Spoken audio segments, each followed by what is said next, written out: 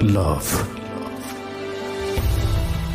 hate, challenge, motivation, lies, truth, impossible, virtue,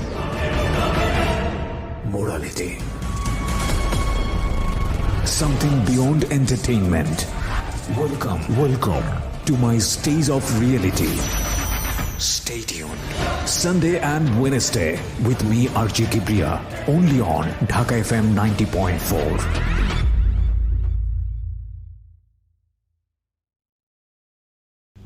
আসসালামু আলাইকুম।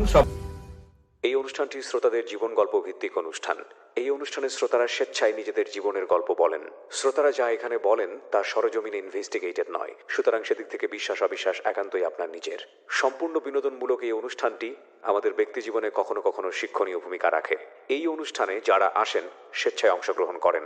এই অনুষ্ঠানে কনফেস করবার পরে কিংবা জীবন গল্প বলবার পরে তার ব্যক্তি ও সামাজিক জীবনে কোনো বিরূপ প্রভাব পড়লে সেটার জন্য রেডিও কর্তৃপক্ষ দায়ী নয়। প্রতিটি অপরাধ এবং ভুল দাঁড়িয়ে থাকে গোপন কিছু ঘটনার উপর। আমরা সেই গোপনকে আনতে চাই সবার সামনে। যে গোপন আপনাকে অপরাধ কিংবা ভুলের মূল কারণ দেখিয়ে দেবে। আপনি হয়তো নতুন করে ভাবতে শিখবেন কিভাবে অপরাধ থেকে দূরে থাকা যায়। আমরা অপরাধীকে দোষী বলার আগে কেন সে দোষ করেছে সেটা দেখাই, যাতে আপনি আর সেই ভুল না করেন। আমরা অপরাধকে নিরুৎসাহিত করতে অপরাধ কিংবা কোনো ভুলের নির্মম পরিণতি দেখাই, যাতে আপনাকে আমরা সেই জায়গায় না দেখি। আমরা বিশ্বাস করি প্রতিটি মানুষই সম্ভাবনাময়। কাউকে তার ভুল বা অপরাধের শাস্তি দেবার আগে আমরা তার ভুলের পেছনের গোপন সত্য সবার সামনে বলার সৎ সাহসকে সম্মান জানাই, যাতে আপনি সেই ভুল থেকে বাঁচতে পারেন। শুরু হলো সিক্রেটস, সামথিং বিয়ন্ড এন্টারটেইনমেন্ট।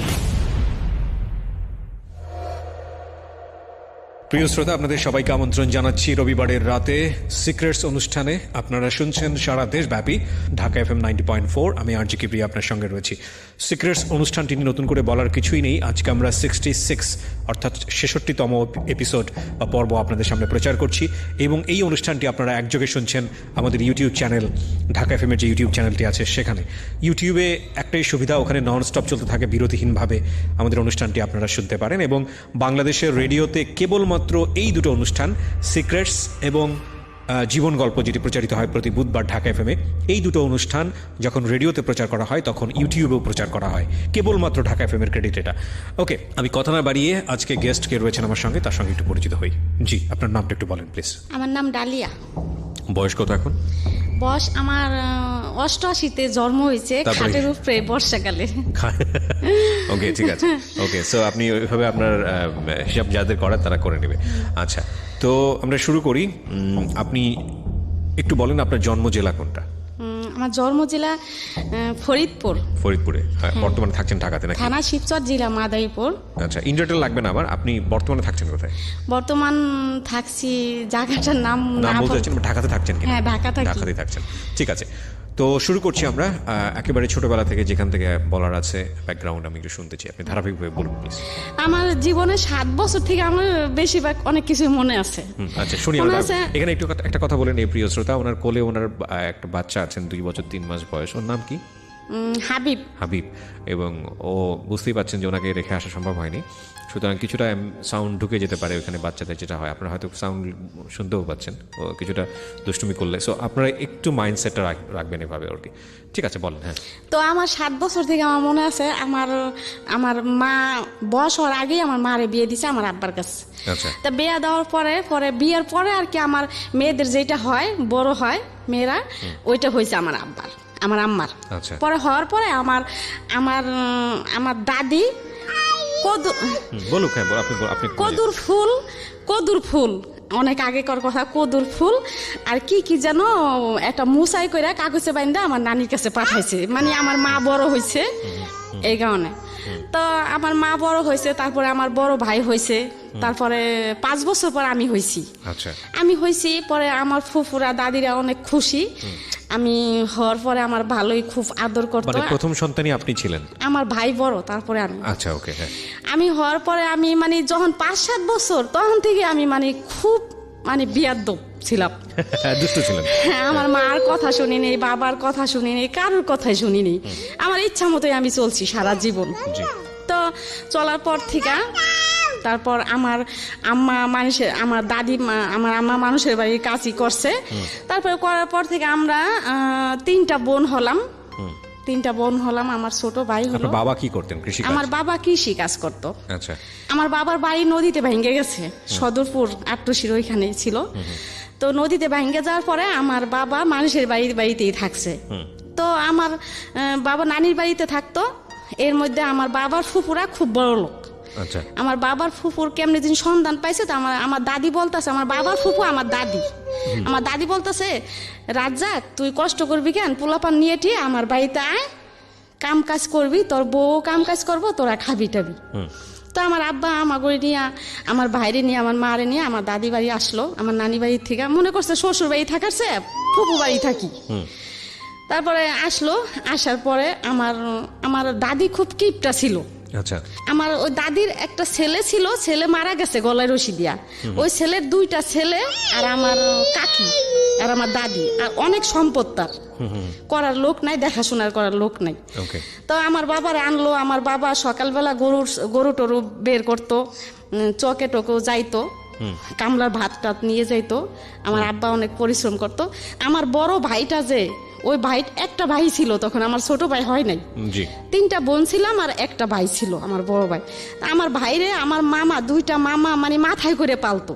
আর আমার আব্বা আমার মা সবাই আদর করতো। একটা ছেলে কোনো কাজ কাম করায় নাই, আর টাকা পয়সার জন্য স্কুলেও পাঠায় নাই তারে, এমনি খুব আদর করতো। আমার ওই দাদি আমার ওই ভাইরে দেখতে পারতো না, কইতো কি যে তোর ছেলে রাস্তায় ঘুরে, এহেনে ওহেনে ঘুরে, কাজ কাম করে না। তো আমার মা আমার হে কাকিরে বলে একদিন যে, বিল্লালের মা, তোমার আমার ফুপা শাশুড়ি যে কথাটা বলে এগুলা কি ঠিক বলে? আমার ছেলে আমারটা খায়, আর আমার তো তোমরা সবাই খাওয়ান দাও না, আমি তোমার কাজ করি ধান। মানে আমার আম্মা অনেক গুণ ছিল ভাইয়া। আমার মা খুব সুন্দর ছিল, আমি হচ্ছে আমার বাবার মতো কালো। আমার আম্মা অনেক সুন্দর। আমার দাদির ঘর টর লেপতো, ধান টান মাটি কাটা। আমার আম্মা সারাদিন কাজ করতো। মানে আমার আম্মা মাটির মানুষ। সবার মার প্রশংসায় সবাই করে, কিন্তু এর ভিতরে ভালো মন্দ আছে। তো আমার আম্মা এত কাজ করতো, কাজ করার পরে আমার আম্মার খাওনটাই দিত। ওই খাউনটা আম করে ভাগ করে দিত। আর আমার আব্বা যে কাজ করতো ওই টাকা দিত, ওই থেকে আমার আব্বা বাজার টাজার করতো, ওই থেকে টুকটাক আমরা চলছি। চলার পরে আমার ওই ভাইটা স্কুলে পাঠায় নাই, তারপর আমার মা স্কুলে পাঠাইতো। তো আমার ভাই এখান দিয়ে কি করছে, ওই যে মানুষের ঘরে ঘুমাইতো যে বন্ধু বান্ধব, তো ওরা পড়ালেখা করতো। আমার ভাই আর কি ওই দেখতো, ক খ সরে উ সরে এগুলা দেখতো। আমার ভাইয়ের জ্ঞান বুদ্ধি আর কি খুবই ভালো, আমার বড় ভাই। ওই দেখে মানে ওই ক খ যে কানে শুনছে এগুলা আর কি খেয়াল রাখছে। মাটির উপরে লেখতো। মাটির উপরে লেখার পরে আস্তে আস্তে ওই যে বানামও শিখছে, সবই শিখছে, কিন্তু ইংলিশ এগুলা শিখে নাই।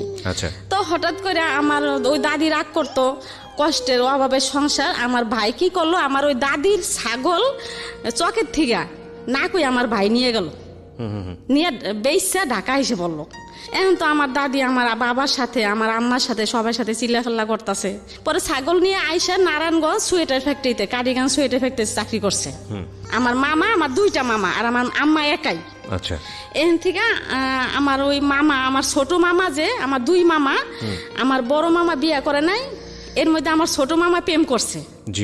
প্রেম করার পরে প্রেম করে বিয়ে করছে। এখন আমার বড় মামা তো এগুলা পছন্দ করে না। এখন আমার নানির কথা হলো, ছেলে বিয়ে করছে তো কিছু করার নেই।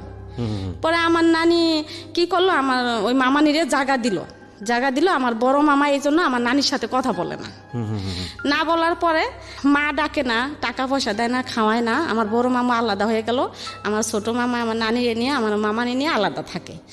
তা আলাদা থাকে। একটা মেয়ে হয়েছে, হওয়ার পর 2 বছর পর আর একটা ছেলে হয়েছে। হওয়ার পরে সে দেশের থেকে ঢাকা কাজে আসতেছে। এর মধ্যে ট্রলার একবার 1 সপ্তাহ পর্যন্ত বন্ধ ঝড় ছিল। তুফান ছিল, আচ্ছা এর ভিতরে ট্রলার ডুববে মারা গেল। আচ্ছা মারা যাওয়ার পরে এখন তো আমার নানি পাগল, তারপরে এমন দেখা তারপরে আমার মারে ওই আমার দাদি গো বাড়ি থেকে আমার নানি নিয়ে আসলো। আমরা আবার চলে গেলাম আমার নানা বাড়ি। ওকে নানা বাড়ি চলে গেলাম, যাওয়ার পরে এখন ওই আমার মামা যে মারা গেছে আমার নানি বিশ্বাস করে না।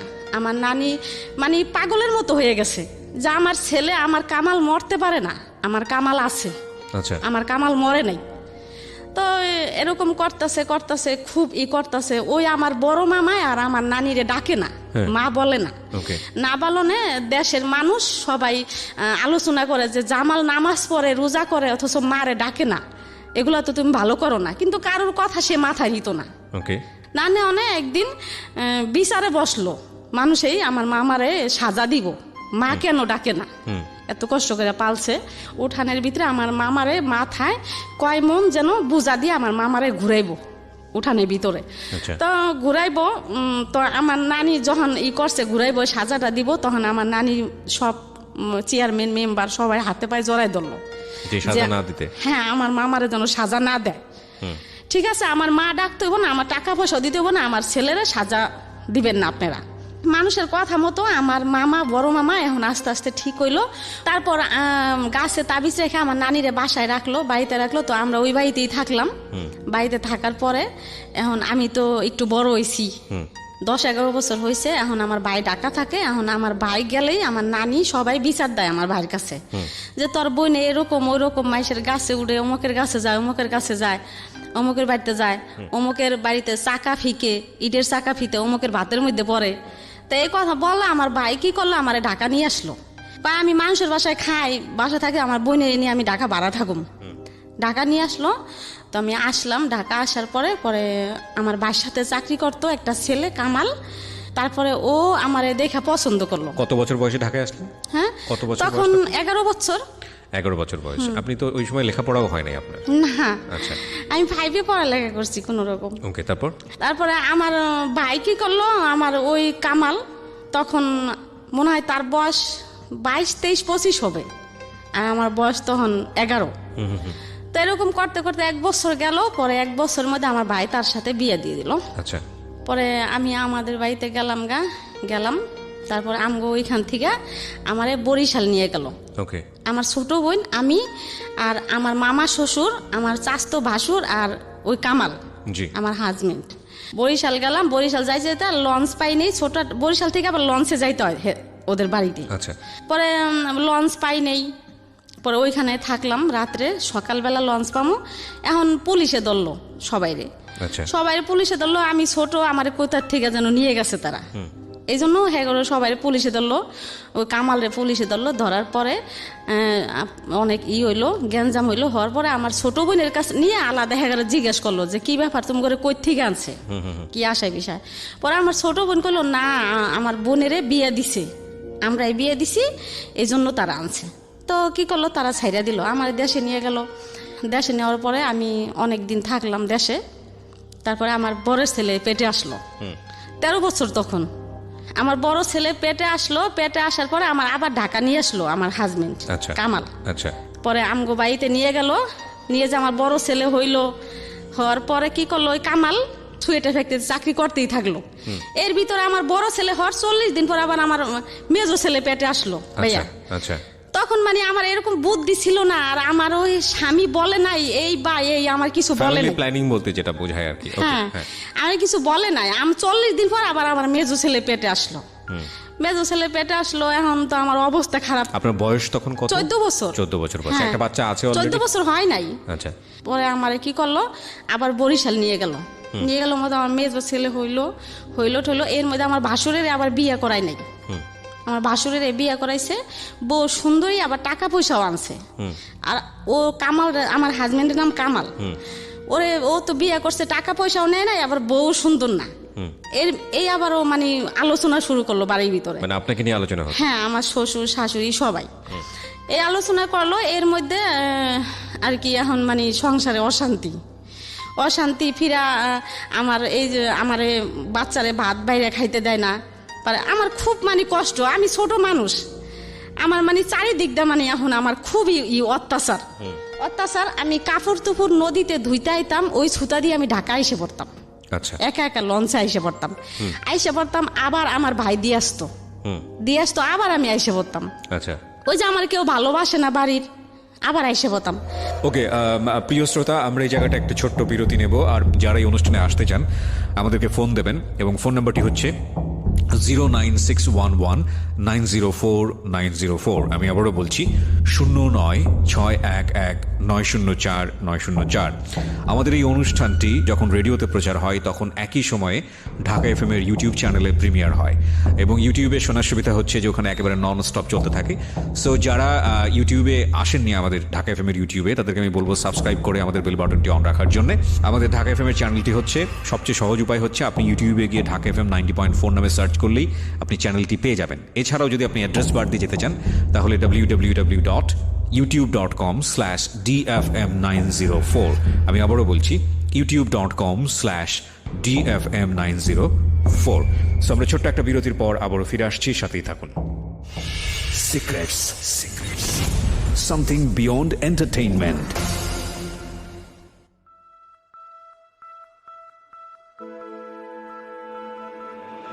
Love. Hate. Challenge.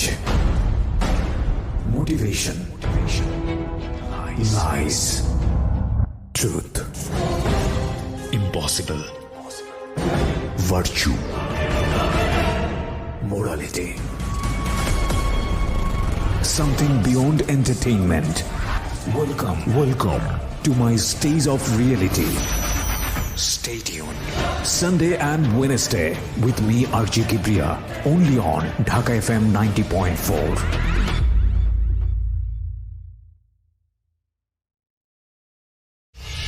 Secrets. Something beyond entertainment. স্বাগত আরও একবার, শুনছেন ঢাকা এফএম 90.4। আমি আরজি কিবরিয়া আপনার সঙ্গে রয়েছি। সিক্রেটস শুনছেন আপনি, এবং আমার এই অনুষ্ঠানগুলোতে যদি আপনি অংশগ্রহণ করতে চান আমাদেরকে ফোন করবেন। আমাদের ফোন নাম্বারটি হচ্ছে 09611904904। আমি আবারও বলছি 09611904904। ওকে, আমরা যেখানটায় ছিলাম তারপরে আমার ভাই কি করলো, আমাকে বাড়িতে নিয়ে গেল। নিয়ে যাওয়ার পরে এখন ওর বাবা আবার পলাইয়া বাসা ছিল পলাইয়া চিটাগাং চলে গেছে। আচ্ছা, আমার রাইখা চিটাগাং আমার ভাসুর থাকে, ওইখানে চলে গেছে। ওই ভাসুরের কাছে গেল। এখন আমার উপায় কি? আমার মা বাপ, আমার ভাই, এখন আমারে কেউ আমার এই করতেছে না। আমার মা বলতেছে সজীব সাগরে ও দাদা দাদির কাছে রেখে আসতে, মানে আপনার দুই ছেলেকে। হ্যাঁ। আচ্ছা, এখন আমি বলতেছি না, আমার সজীব সাগরে আমি রাইখে আসুম না, আমি মরলে আমার সজীব সাগরে নিয়েই মরমু। পরে আমার মা বাবা আমার রাখবো না রাখনে আমি আসলাম ঢাকা আসা দেখলাম কি আমার ঘরে তালা মারা দেখে এখন আমি কই যাই, আমার ভাই নতুন বিয়ে করছে বাসায়, ওই বাসায় গেছি সজীব সাগরে নিয়া। পরে ওই বাসায় গেছি মতো আমার ভাবি নতুন বিয়ে করছে, আমার ভাই তখন 1 বছর হয়েছে।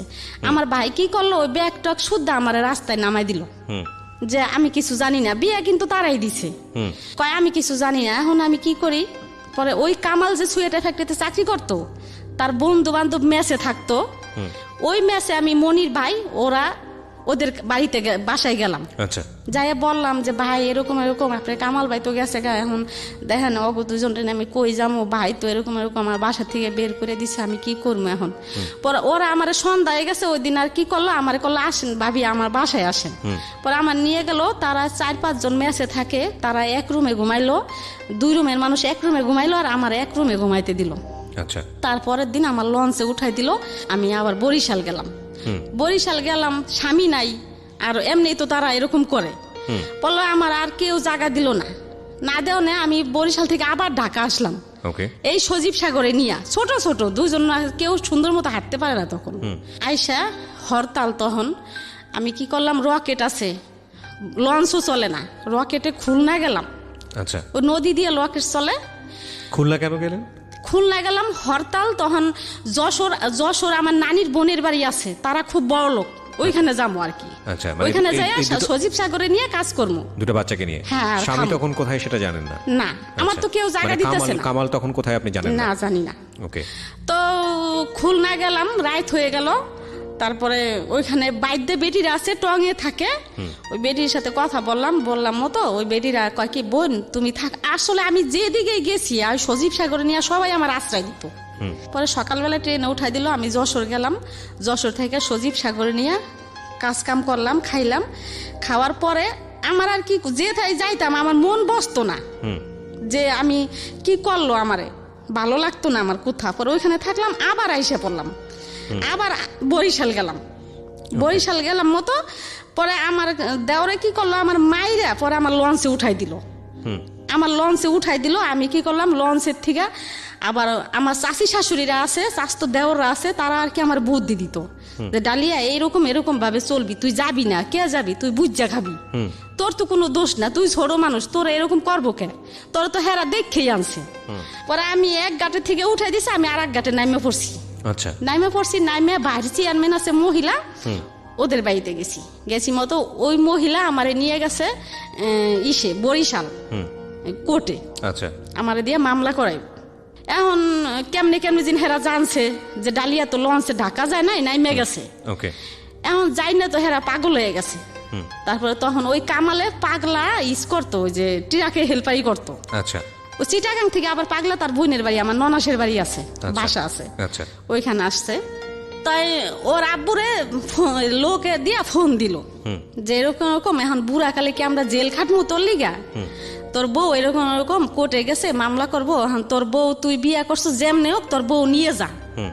পরে কামাল কি করলো, দেশে গেল, দেশে যাই আমারে নিয়ে আসলো। আচ্ছা, পাগলা নিয়ে আসলো। আমার নন্দেরা উপরে ঘর ভাড়া থাকে, আমার নিচে মাটি ভিজা ময়লা, ওর ভিতরে একটা ছনের একটা ঘরে আমার ভাড়া দিল।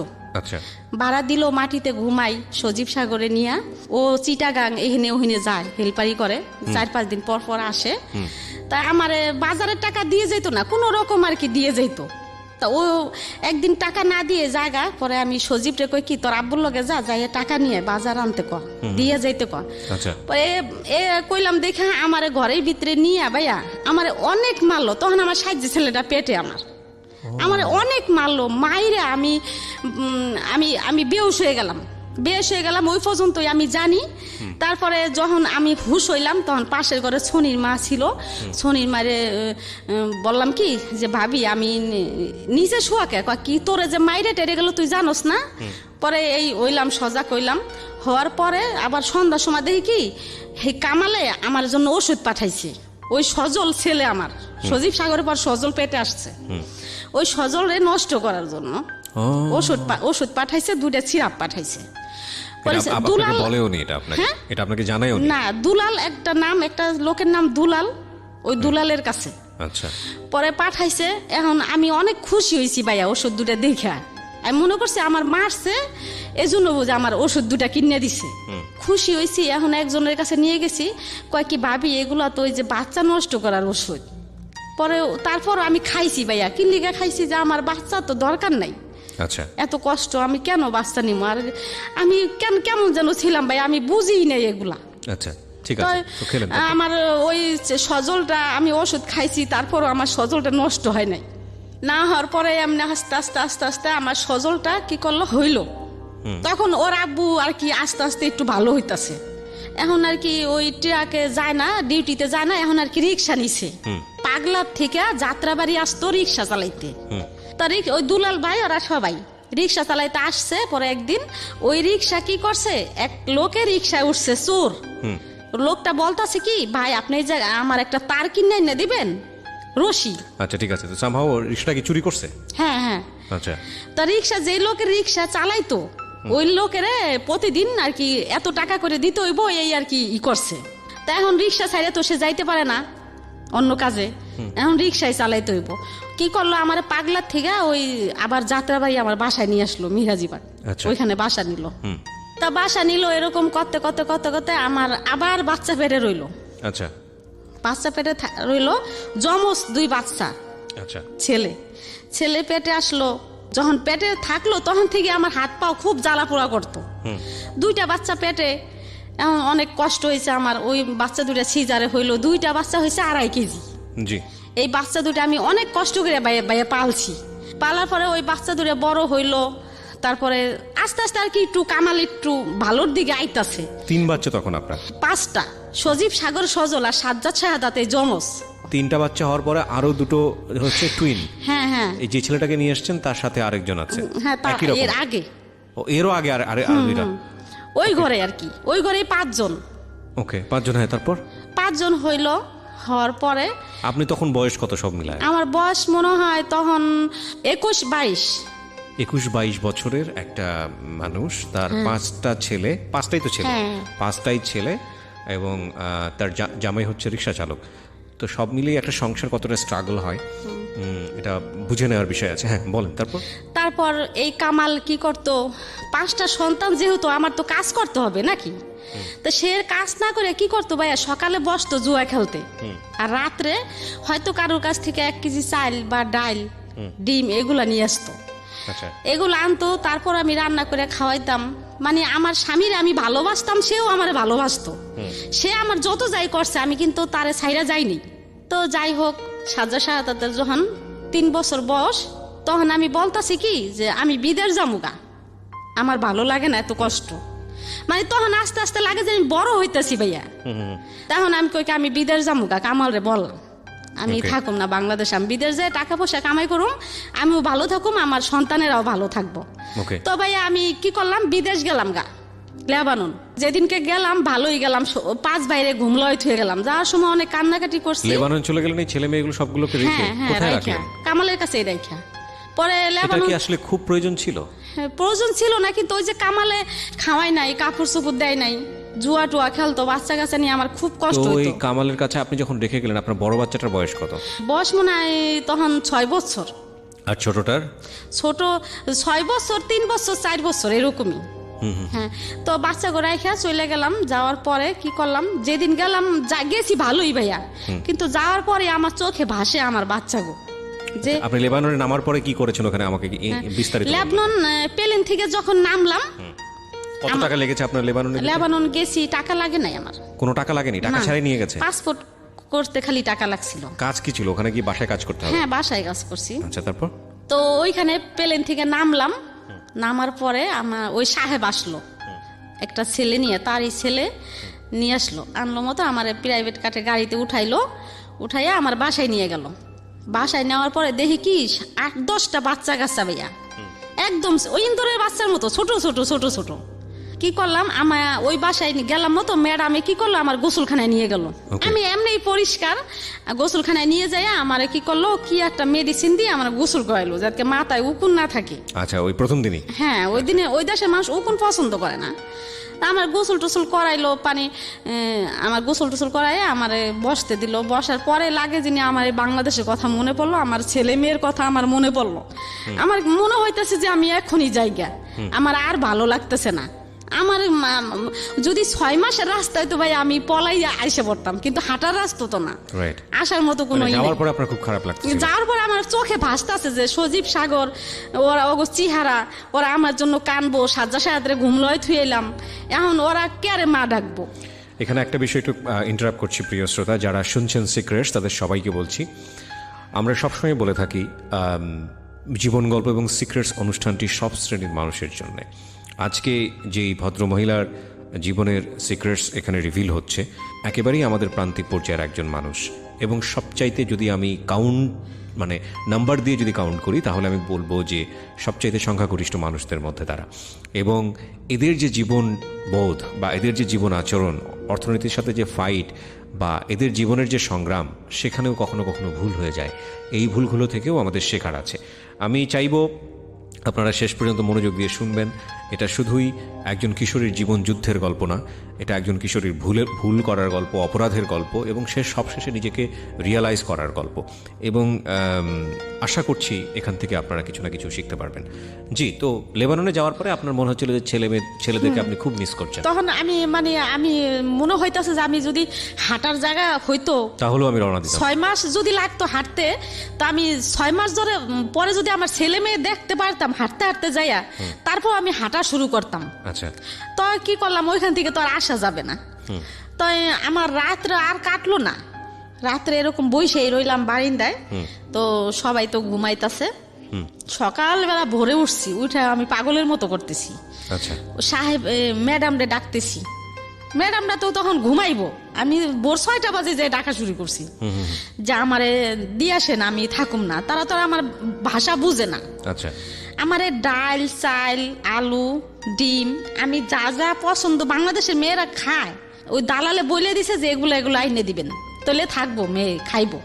বিদেশ মানুষে খারাপ বলে, আসলে কিন্তু ভালো খারাপ সবই আছে, সব জায়গাতেই আছে। হ্যাঁ, ভালো খারাপ নিজের ভিতরে। আপনি একটু আমাকে বলেন তো, যেই বাড়িতে আপনাকে রাখা হলো ওই বাড়ির মুনি বা বাড়ির লোকজন কতজন, কি করতো ওরা, একটু আইডিয়া দেন তো আমাকে। ওই বাড়ির যে মালিক, হ্যাঁ, পুরুষ, সে 5 ওয়াক্ত নামাজ পড়তো। আচ্ছা, না সেটা খুবই ঠিক আছে, ভদ্র। খুবই ভদ্র, কিন্তু ওখানে মহিলা আর কেউ না, আর ছেলে বাচ্চা মেয়ে কেউ কাচ্চা ছিল নাই? না, ছোট ছোট ছেলে মেয়েরা। কয়জন ছিল? প্রায় 7-8 জন। আচ্ছা, বাড়ির সম্পর্কে যদি একটু বলেন, কত বড় বাড়ি? বাড়ির সম্পর্ক খুব বড়, মানে 8-10টা রুম। আচ্ছা, আর গোসলখানা অনেক বড়, 2-3টা গোসলখানাই খুব বড় বড়। আপনার মতোই একজন ছিল ওখানে, আর নাকি আরো? আমি একাই। আপনি একাই হ্যাঁ, ছিলেন? আমার একাই নিছি। আপনার সব কাজ করতে হতো ওখানে? হ্যাঁ, হ্যাঁ। রান্না বান্নাও করতে আমি হতো? তো কাজ করিই নেই ভাইয়া। কয়দিন আমি ছিল যেমন ওখানে? আজকে রাত্রে গেছি, হ্যাঁ। সকালবেলায় আমি বলতাছি আমি থাকুম না, আমি যাবো গা বাংলাদেশে, আমি থাকুম না। পরে ম্যাডামরা ডাকতাছি, ম্যাডাম কয় তুই চুপ থাক, পরে কি করলো, আমার এরকম ভাবে আমি বারিন্দায় বসে দেখতাছি কোন জায়গা দিয়ে নামা যায়। মানে আপনি ঘর থেকে নেমে বের হয়ে হ্যাঁ গেলেন? হ্যাঁ, 3 তলায়। আচ্ছা, কোন জায়গা দিয়ে নামার, মানে আমি নামার চেষ্টা করতেছি, মানে কোন হান দিয়ে পাইপ বাইয়ে নামমু, বা কোনো জায়গা দিয়ে ছেঁচড়াইতে নামমু, কোনো বারিন্দা দিয়ে, মানে এরকম মানে করতেছি, চিন্তা ভাবনা করতেছি। আমার আর ভালো লাগতেছে না, আমি আইসে বড়। আমি শুনছি নাকি যে পুলিশে ধরা দিলে জেল খাইতে তারপর বাংলাদেশে আসা যায়। আচ্ছা, আচ্ছা, মানে পুলিশের কাছে যাবেন? হ্যাঁ, পুলিশের কাছে যাইয়া তারপরে আমি বাংলাদেশে, আমি ছেলে মেয়ের কাছে যাবো, আমি বাংলাদেশে যাই আমার ছেলে মেয়ে নিয়ে না খেয়ে থাকুম, তারপর আমি বিদেশ থাকুম না। আমার বাচ্চা কাচ্চার জন্য আমার এত খারাপ লাগতেছে। প্রিয় শ্রোতা, আমরা এই পর্যায়ে ছোট্ট একটা বিরতি নেব। আপনারা শুনছেন secrets with me RG Kibria, Dhaka FM 90.4 A. Secrets. Something beyond entertainment.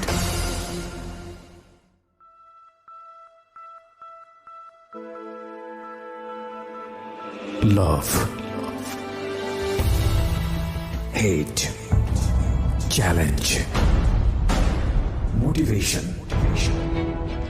Lies. Truth. Impossible. Virtue. Morality. Something beyond entertainment.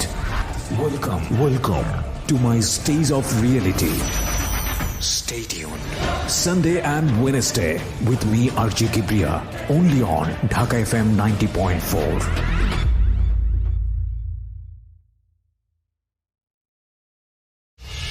Secrets. Something beyond entertainment. প্রিয় শ্রোতা, আরো একবার স্বাগত জানাচ্ছি সিক্রেটসে। আপনারা শুনছেন ঢাকা FM 90.4। আমি আরজি কিবরিয়া আপনার সাথে রয়েছি। আমি কথা না বাড়িয়ে গেস্টের কাছে আবারও ফিরতে চাই, আমরা যেখানটায় ছিলাম। তারপরে কি করলাম, আমি কান্দাকাটি করার ফলে ওই যেই অফিসে আমার $100 টাকা দিয়া, মানে ওই যে অফিস থেকে আমার কিনে নিছে, ঠিক আছে ভাইয়া, ওই অফিসে তারা নিয়ে গেল। তারপরের দিন এমনি আমার নিয়ে ওই যে রক্ত কি জানে টেস্টটা নাকি ওগুলা করতো। পরে আমার ওইখানে নিয়ে গেল, রক্ত নিল। ওখানে বড় বড় উঁচা সাহেবেরা ভাইয়া, আমি কাঁদতেছি দেখে আমারে মানে মারতে যাইতাছে যে আইসোস কে তুলে বিদেশে। হ্যাঁ গো, কথা হয়েছে এইটা, এত টাকা দিয়ে তোরা এত করে আনছি, আইসোস কে, মানে ঠিকই তো বলতেছে। আমারে মানে খুব হুমকি ধুমকি দিতেছে। তারপরে এগুলো বললো পর মতো আমার আবার বাসায় নিয়ে গেল ওই সাহেবে বাসায় নিয়ে যাওয়ার পরে এখন আমার আর ভালো লাগে না। এখন বিকেল হয়েছে 3-4 বাজে। এখন ম্যাডাম কি করতেছে, নামাজ পড়তেছে, আর সাহেবে মনে হয় কোথায় গেছে, তার ছেলে নিচে সাইকেল চালাইতে নামছে। এখন আমার কথা হলো কি, আমি বালতিতে পানি নিয়ে তেনা নিছি, বড় একটা তেনা নিছি, যে ঘর পুষতে গেটের সামনে যাবো। আর দরজাগুলা ধাক্কা দিলে কর কর করে উড়ে ভাইয়া, দামি বড় বড় দরজা। তাই এরকম করবো, যদি তারা দেখে ফেলে যে আমি বের হইতেছি, তাহলে কমো যে না আমি তো বুঝি নাই, আমি ঘর মুছতেছি। আর যদি না দেখে তাই তো আমি পলাম। আমি কি করলাম, দেখে নাই, না দেখেন আমি লিফট দিয়ে নামি নেই, সিঁড়ি দিয়া এমন দৌড় দিছি ভাইয়া, জুতাও রাখিনি পাই। আচ্ছা, দৌড়িতে অনেক দূরে, মানে যাইতেই আসি অনেক দূরে যাইতেছি। পরে 3 রাস্তা চৌরাস্তার মাঝখানে পুলিশ টুলিশ থাকে, জি। মানে ওইখানেই গেছি, ধরা পড়ছি যাইয়া।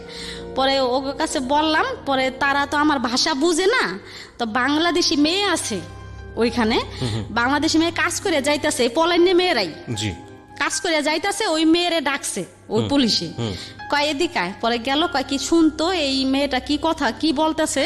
পরে আমার বললো, পরে আমি মিথ্যা কথা বললাম যে সাহেবে ভালো না, মায়ের পিট করছে, এই জন্য আমি পলাই আসছি। আচ্ছা, তো এটা কি মানে পুলিশ- আপনি যাওয়ার কয়দিন পরের ঘটনা? পরের দিন। পরের দিনই। আচ্ছা, হ্যাঁ, মিথ্যা কথা বলার পরে পুলিশরা আর কি, সবাই তো আর একরকম না, খুবই ভালো, আমার থানায় টুনায় জেলে টেলে দেয় না, মনে করছে গরিব মানুষ আইছে বিদেশ right. কাজ করে খায়। পরে ফ্রি হিসাবে আমারে ওই মেয়েটার সাথে দিয়ে দিল পুলিশে, আচ্ছা। কয় কি তুমি এর সাথে যাও। তারা পুলিশরা পরে ওই মেয়েটা আমার নিয়ে গেল, যেদিকে নিয়ে গেছে ওইখানে এরকম হাজার মেয়েরা ওই এলাকায় ভাইয়া, যত লেবাননের পলানো মেয়েরা আছে, ছাবরা ওই জায়গার নাম, ওই ছাবরা যায়, পলায়া মেয়েরা ওই ছাবরা যায়, এলাকার নাম ছাবরা। ওইখানে যেমন যায়া, যেমন আমি ছুরিয়ান লোকেরা থাকে, পুরুষেরা থাকে, ওই পুরুষের সাথে কেউ মানে কন্টেক্টে থাকে, ছেলে ওই যেমন একটা পুরুষ থাকলো একটা মহিলা থাকলো একটা রুমে থাকে, যেমন ওই পুরুষ ওই লোকে যেমন মাসে $150, $300, $200 যে যেমন দিয়ে পারে এরকম দেয়, ওই মহিলারা খাওয়া দাওয়া বেতন ওই পুরুষটার কাছেই পায় আর কি, আচ্ছা। ওই ছেলেটার কাছেই থেকে নেয় আর কি। আবার বাইরেও কাজ করে ওই লোকটা, তো দেয় আবার বাইরেও কাজ করে, ছুড়া কাজ, এরকম মহিলারা আছে। আচ্ছা, কিছু মহিলারা আছে ভাইয়া যে ভালো কাজ করতেছে, সৎ কাজ করতেছে, 5 ওয়াক্ত নামাজ পড়তেছে, তারা 70-80 হাজার টাকা 50,000 টাকা এমন ইনকাম করতেছে। কিভাবে? ছুটা কাম, যেতকে এই বাসায় 3 ঘন্টা, 1 ঘন্টায় 7 টাকা ভাইয়া, 1 টাকায় 70 টাকা। ওকে। তাই এমন যদি 5-7 ঘন্টা বা 8-10 ঘন্টা করে তাহলে অনেক টাকা না মাসে। এরকম অনেক মেয়েরা এরকমও করে যারা ভালো। আচ্ছা। আর যেই করে এগুলো দেশে পাঠায় দেয়। হ্যাঁ, এখানে কি আপনি যেগুলো কন্টাক্টে থাকার কথা বলছেন, এখানে কি বাংলাদেশি মেয়েরাও আছে এরকম? হ্যাঁ। ওকে, এটা আপনি নিজের চোখে দেখেছেন? হ্যাঁ। আমি কিন্তু এখানে একটা কথা বলি, এটা ওনার বক্তব্য, আমরা রেডিওতে এটাকে স্বতঃসিদ্ধ করছি না, এটা উনি যেটা বলছে সেটাকে বিশ্বাস অবিশ্বাস একান্তই আপনাদের বিষয়। হ্যাঁ, তারপর? ওই যে আমি যেখানে গেছি আর কি, মেয়েটা আমার যেখানে নিয়ে গেল, ওইখানে ছাপড়ার কথা বলছেন আপনি? হ্যাঁ, ছাবরার কথা বলতেছি এটা। তো ওই কিছু মহিলারা বহিদেও কাজ করে, কিছু মহিলারা অবহিদেও কাজ করে। তাই যারা বহিদ কাজ করে তারা তো মাসে 1.5 লাখ 2 লাখ ইনকাম করে, আর যারা ভালো কাজ করে হেরাও 70-80 হাজার 1 লাখ টাকা কাম করে ভাইয়া। 3টা মেয়ের কাছে যে পড়লাম, 3টা মেয়ে, একটা অফিসে চাকরি করে, অফিসে চাটা এগিয়ে দেয়, অফিস ঝাড়ু টাড়ু দেয়, এই। আর একটা মেয়ে কি করে, আরেকটা মেয়ে বয়স 17-18 বছর। তো ওই মেয়েটা কি করে, খুব চালু, এই বাসায় কাজ করে, ওই বাসায় কাজ করে, ওই বাসায় কাজ করে, অনেক কাজ করে, প্রায় মাসে 1.5 লাখ টাকা মনে হয় কামাই করে ভাইয়া। 1.5 লাখ টাকা যে কাজ করে মেয়েটা, মানে ভালো, আমি দেখছি বিদায় কিন্তু আমি বলতেছি ভালো। আর যারা না দেখছে তারা বলে যে হয়তো এই মেয়েটা খারাপ কিছু করে আনছে। ঠিক আছে, সমস্যা নেই। হ্যাঁ, তো আপনি 3টা মেয়ের কাছে পড়লেন মানে কি আপনার তো টার্গেট ছিল বাংলাদেশে চলে আসা, কিন্তু আপনি ওদের কাছে পড়লেন মানে? ওদের কাছে গেলাম, ওই যে ওই মেয়েটারে দিয়ে আমার পাঠাইলো পুলিশেরা। আচ্ছা। এখন তো আর বাংলাদেশে আসার কোনো নাই, পুলিশেও ধরতাছে না, এখন কি করা আছে? ওদের কাছে থাকতে হবে আপনাকে? ওদের কাছে থাকলাম। ওরা থাকতো কি একটা জায়গায় থাকতো? হ্যাঁ, একটা রুমে থাকতো, এক রুমে থেকে বিভিন্ন রকমের কাজকর্ম করতো। হ্যাঁ, বিভিন্ন রকমের কাজ করতো।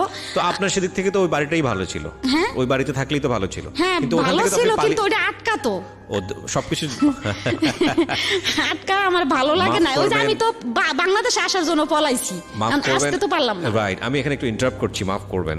এটা শুধু ওনার কথা না, এটা লেবাননের চিত্র না, বাংলাদেশের অনেক বাড়ির চিত্র এটা।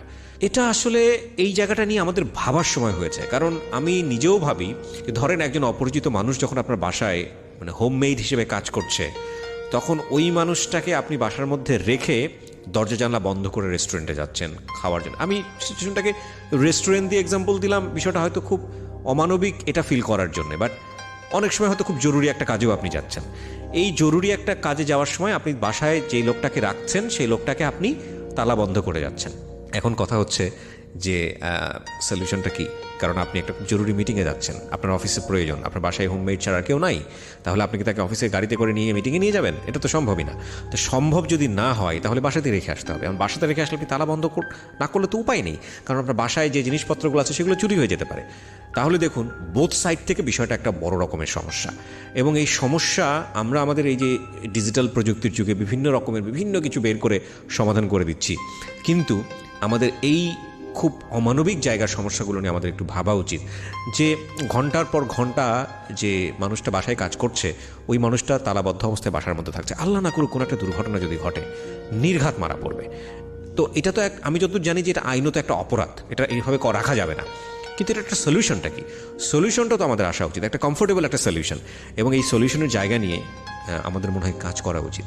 যারা আজকের এই অনুষ্ঠানটা শুনছেন, এটা বোথ সাইড প্রবলেম। এটা যিনি মনিব তার জায়গা থেকেও প্রবলেম, যিনি ভৃত্য তার জায়গা থেকেও প্রবলেম। যদিও মনিব ভৃত্য সম্পর্ক জায়গাটা এভাবে এক্সপ্লেনেবল না, কিন্তু এই প্রবলেমটা বোথ সাইড থেকে লাভবান হয় সেই জায়গাটায় আসা উচিত। কারণ অনেক সময় দেখেছি যে অনেকেই আছেন যেটা চান না যে ওনার বাসায় এরকমভাবে তাকে তালাবদ্ধ করে রেখে বাইরে যেতে হচ্ছে, ঘন্টার পরে ঘন্টা বাইরে স্টে করতে হচ্ছে। এটা অনেক মালিকই চান না, কিন্তু নিরুপায় হয়ে করেন। এই নিরুপায় হন কারণ কোনো অল্টারনেটিভ সলিউশন নাই। আমাদের এই অল্টারনেটিভ সলিউশনের জায়গাটা একটু ভাবা উচিত।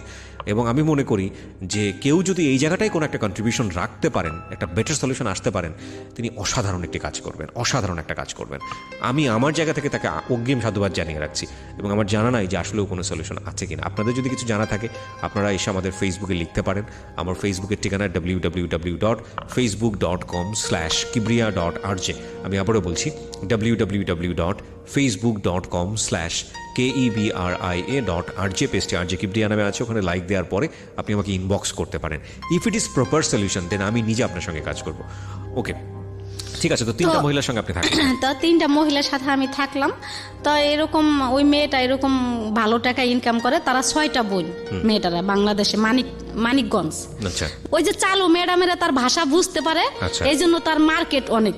মানে ম্যাডামে গো যেখানে যায় ওইখানে এসে চলে, ভাষার কারণে আলটিমেটলি খুবই মানে ভালো। মেয়েটা খারাপ কিছু না। তো এরকম করতে করতে অনেক মেয়েরা বড় লোকই হয়েছে। তারপরে ওইখানে ওই মেয়েটাই আমার একটা গার্মেন্টসে একটা কাজ ঠিক করে দিছে। গার্মেন্টসের কাজ কি, যেমন বালিশের কাবার, সুপার কাবার, একটা গার্মেন্টসের মতো। ওইখানে আমি যাইতাম আসতাম, প্রতিদিন 15 টাকা পাইতাম। তা 15 টাকা করে দিলে ওই 15 টাকা থেকে আমি 5-7 টাকা প্রায় কথাই বলেই শেষ করতাম। আচ্ছা। কথা বলতাম, সজীব সাগর ওরা কেমন আছে, ওই কামালের কাছে ফোন দিতাম। ওই যতক্ষণ আমি কাজে থাকতাম এতক্ষণই ওই কাজে থেকে আইসেই ওই ফ্যাক্সে ঢুকতাম। আচ্ছা। ফ্যাক্সে যে কানতাম, এত কানতাম ভাইয়া, ওই লোকের আমার বলতো উপরে যাইতে লিগা, ছাদের উপরে যে কথা বলতে কইতো। মানে ওই বাড়িতে কথা ফোন করে কানতেন? হ্যাঁ, ওই কার যে সঙ্গে কথা বলতেন? কথা বললে কানতাম, ওই কামালের কাছে, বাচ্চা জন্য কানতাম, বোনের কাছে ফোন দিতাম। বাচ্চারা ছিল ওই সময় কার কাছে? ওই কামালের কাছেই ছিল। তো কিভাবে বাচ্চা দেখতো? একটা ছেলে মানুষ রান্না বান্না করে থুয়া সে কোথাও যাইতো ওটাইতো। আর ওরা কি সারাদিন বাড়ি? হ্যাঁ, ওরাই খাওয়া দাওয়া করতো। ও মাই গড। তো কোথায় থাকতো? তারপর- ঢাকাতে থাকতো তখন ওরা? ঢাকাতে থাকতো নাকি? হ্যাঁ, ঢাকাতেই। চিন্তা করে দেখেন অবস্থা। তো তারপর তারপর কি করতাম, এরকম ফোন করতাম, অনেক ফোন করতাম, করতে করতে করতে করতে তো একদিন কামালে ফোন দিছি, তখন আমার বিদেশ যাওয়ার 1 মাস বয়স।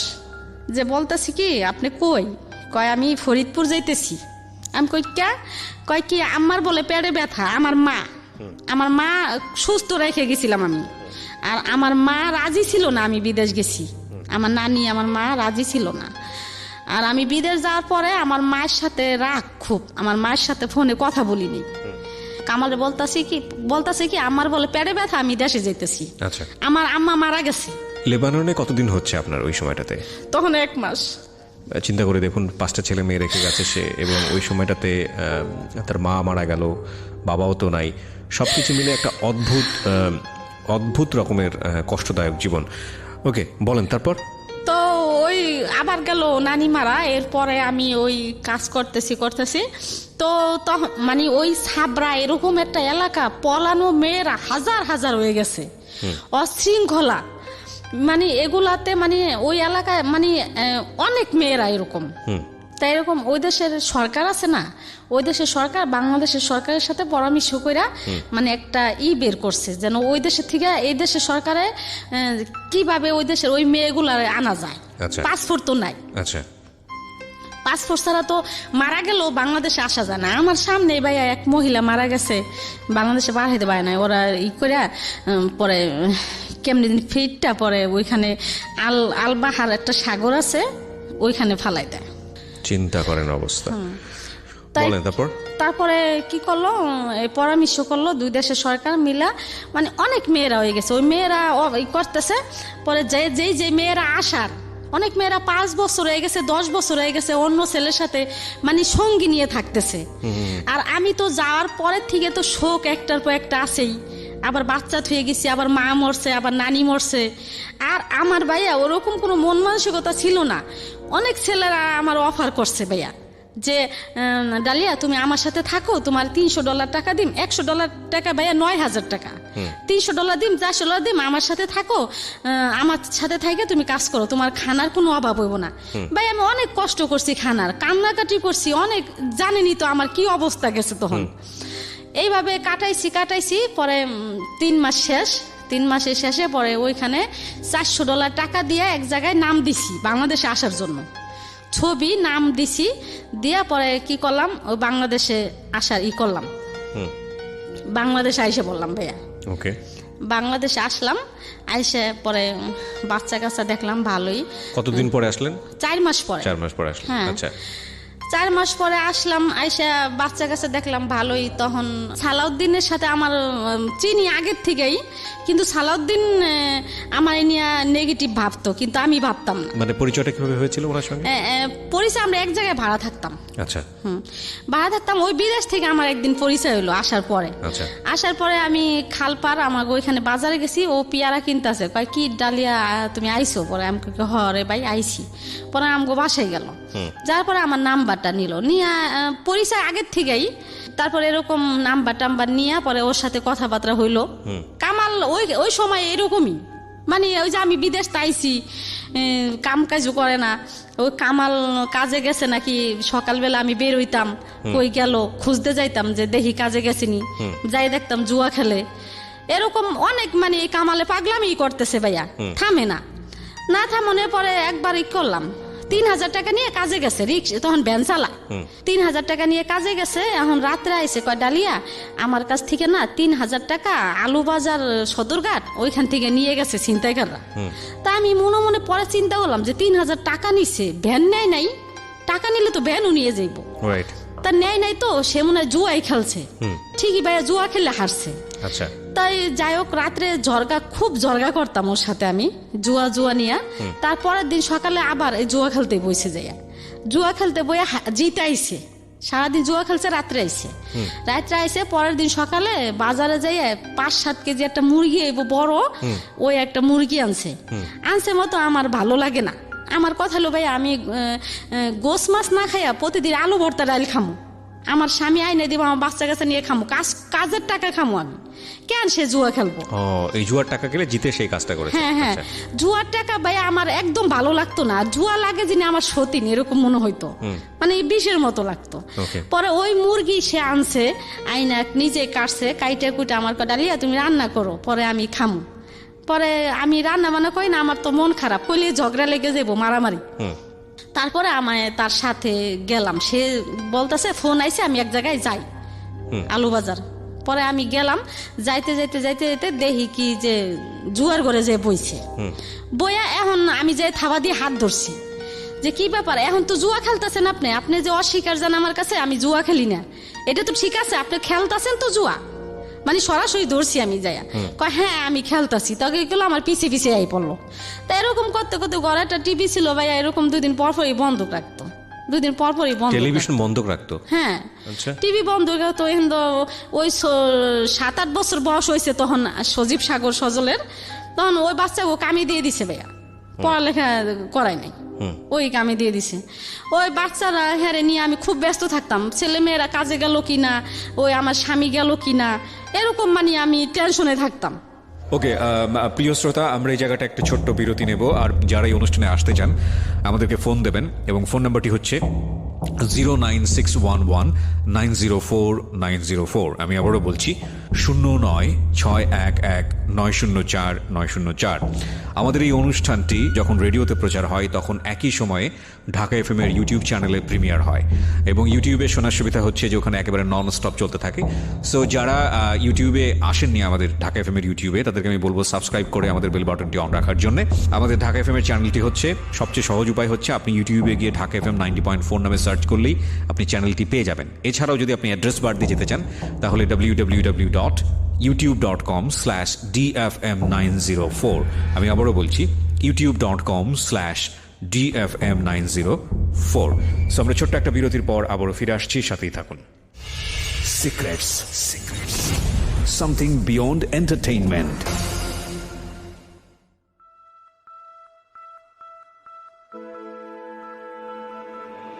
Love.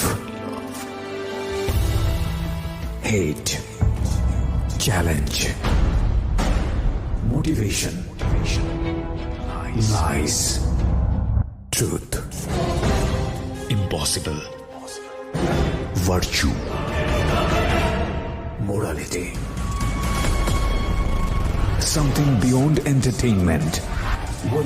Welcome to my stage of reality. Stay tuned.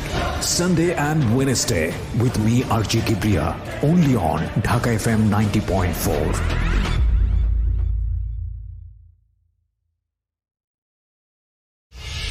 Secrets. Something beyond entertainment.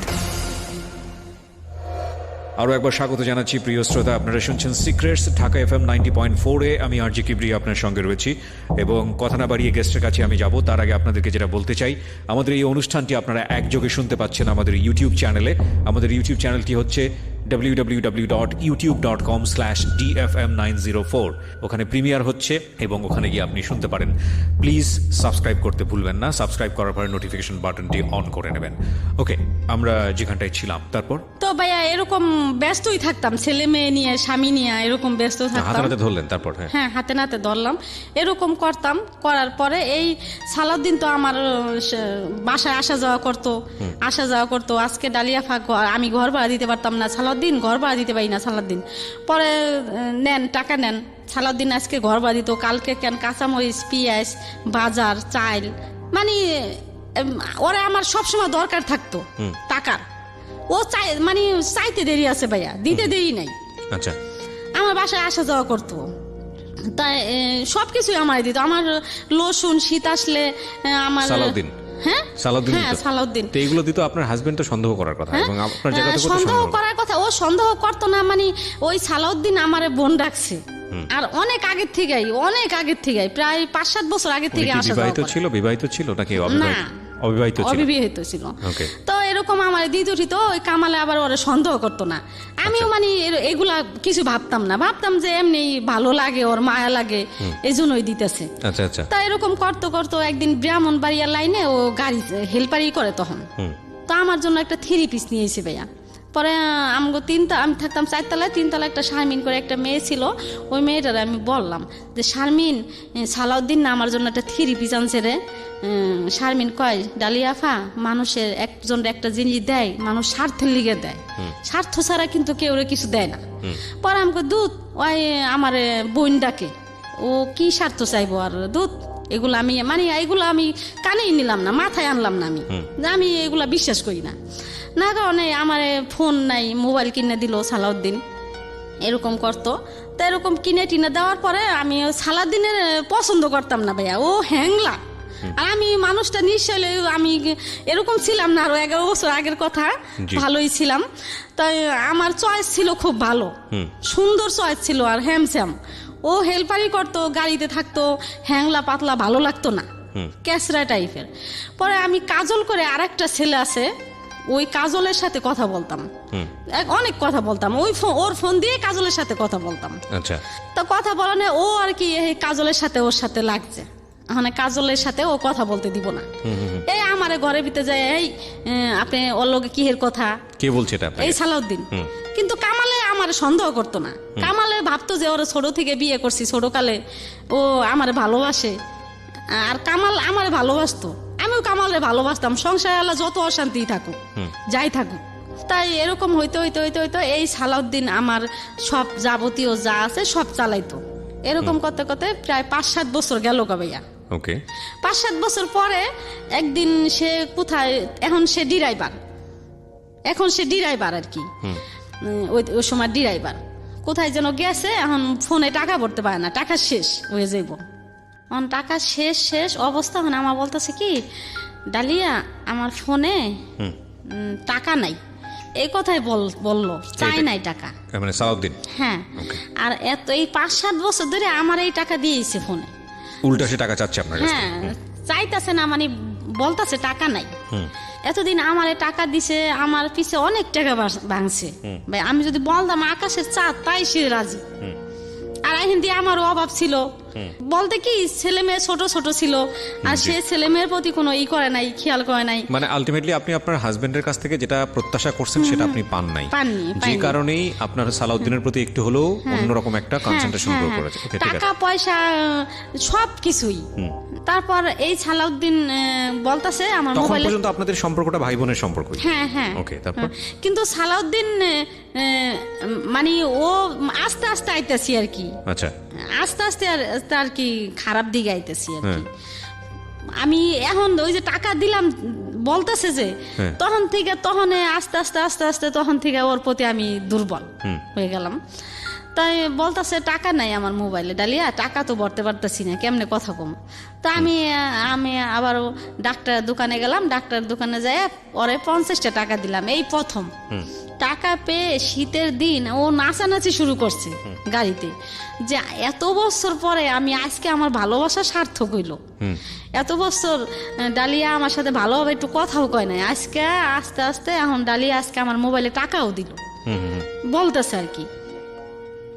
তাই এই এরকম হইতে এখন ও আমারে খালি বলতো যে তুমি যদি আমার বউ হইতা, তুমি এরকম সব দিকেই ভালো, আমি সুখে যে সাজাই রাখতাম, এরকম ভাবে রাখতাম, ওইরকম ভাবে রাখতাম, এগুলো বলতো আর কি। হ্যাঁ, এগুলা বলতো আমারে ফোন দিয়া।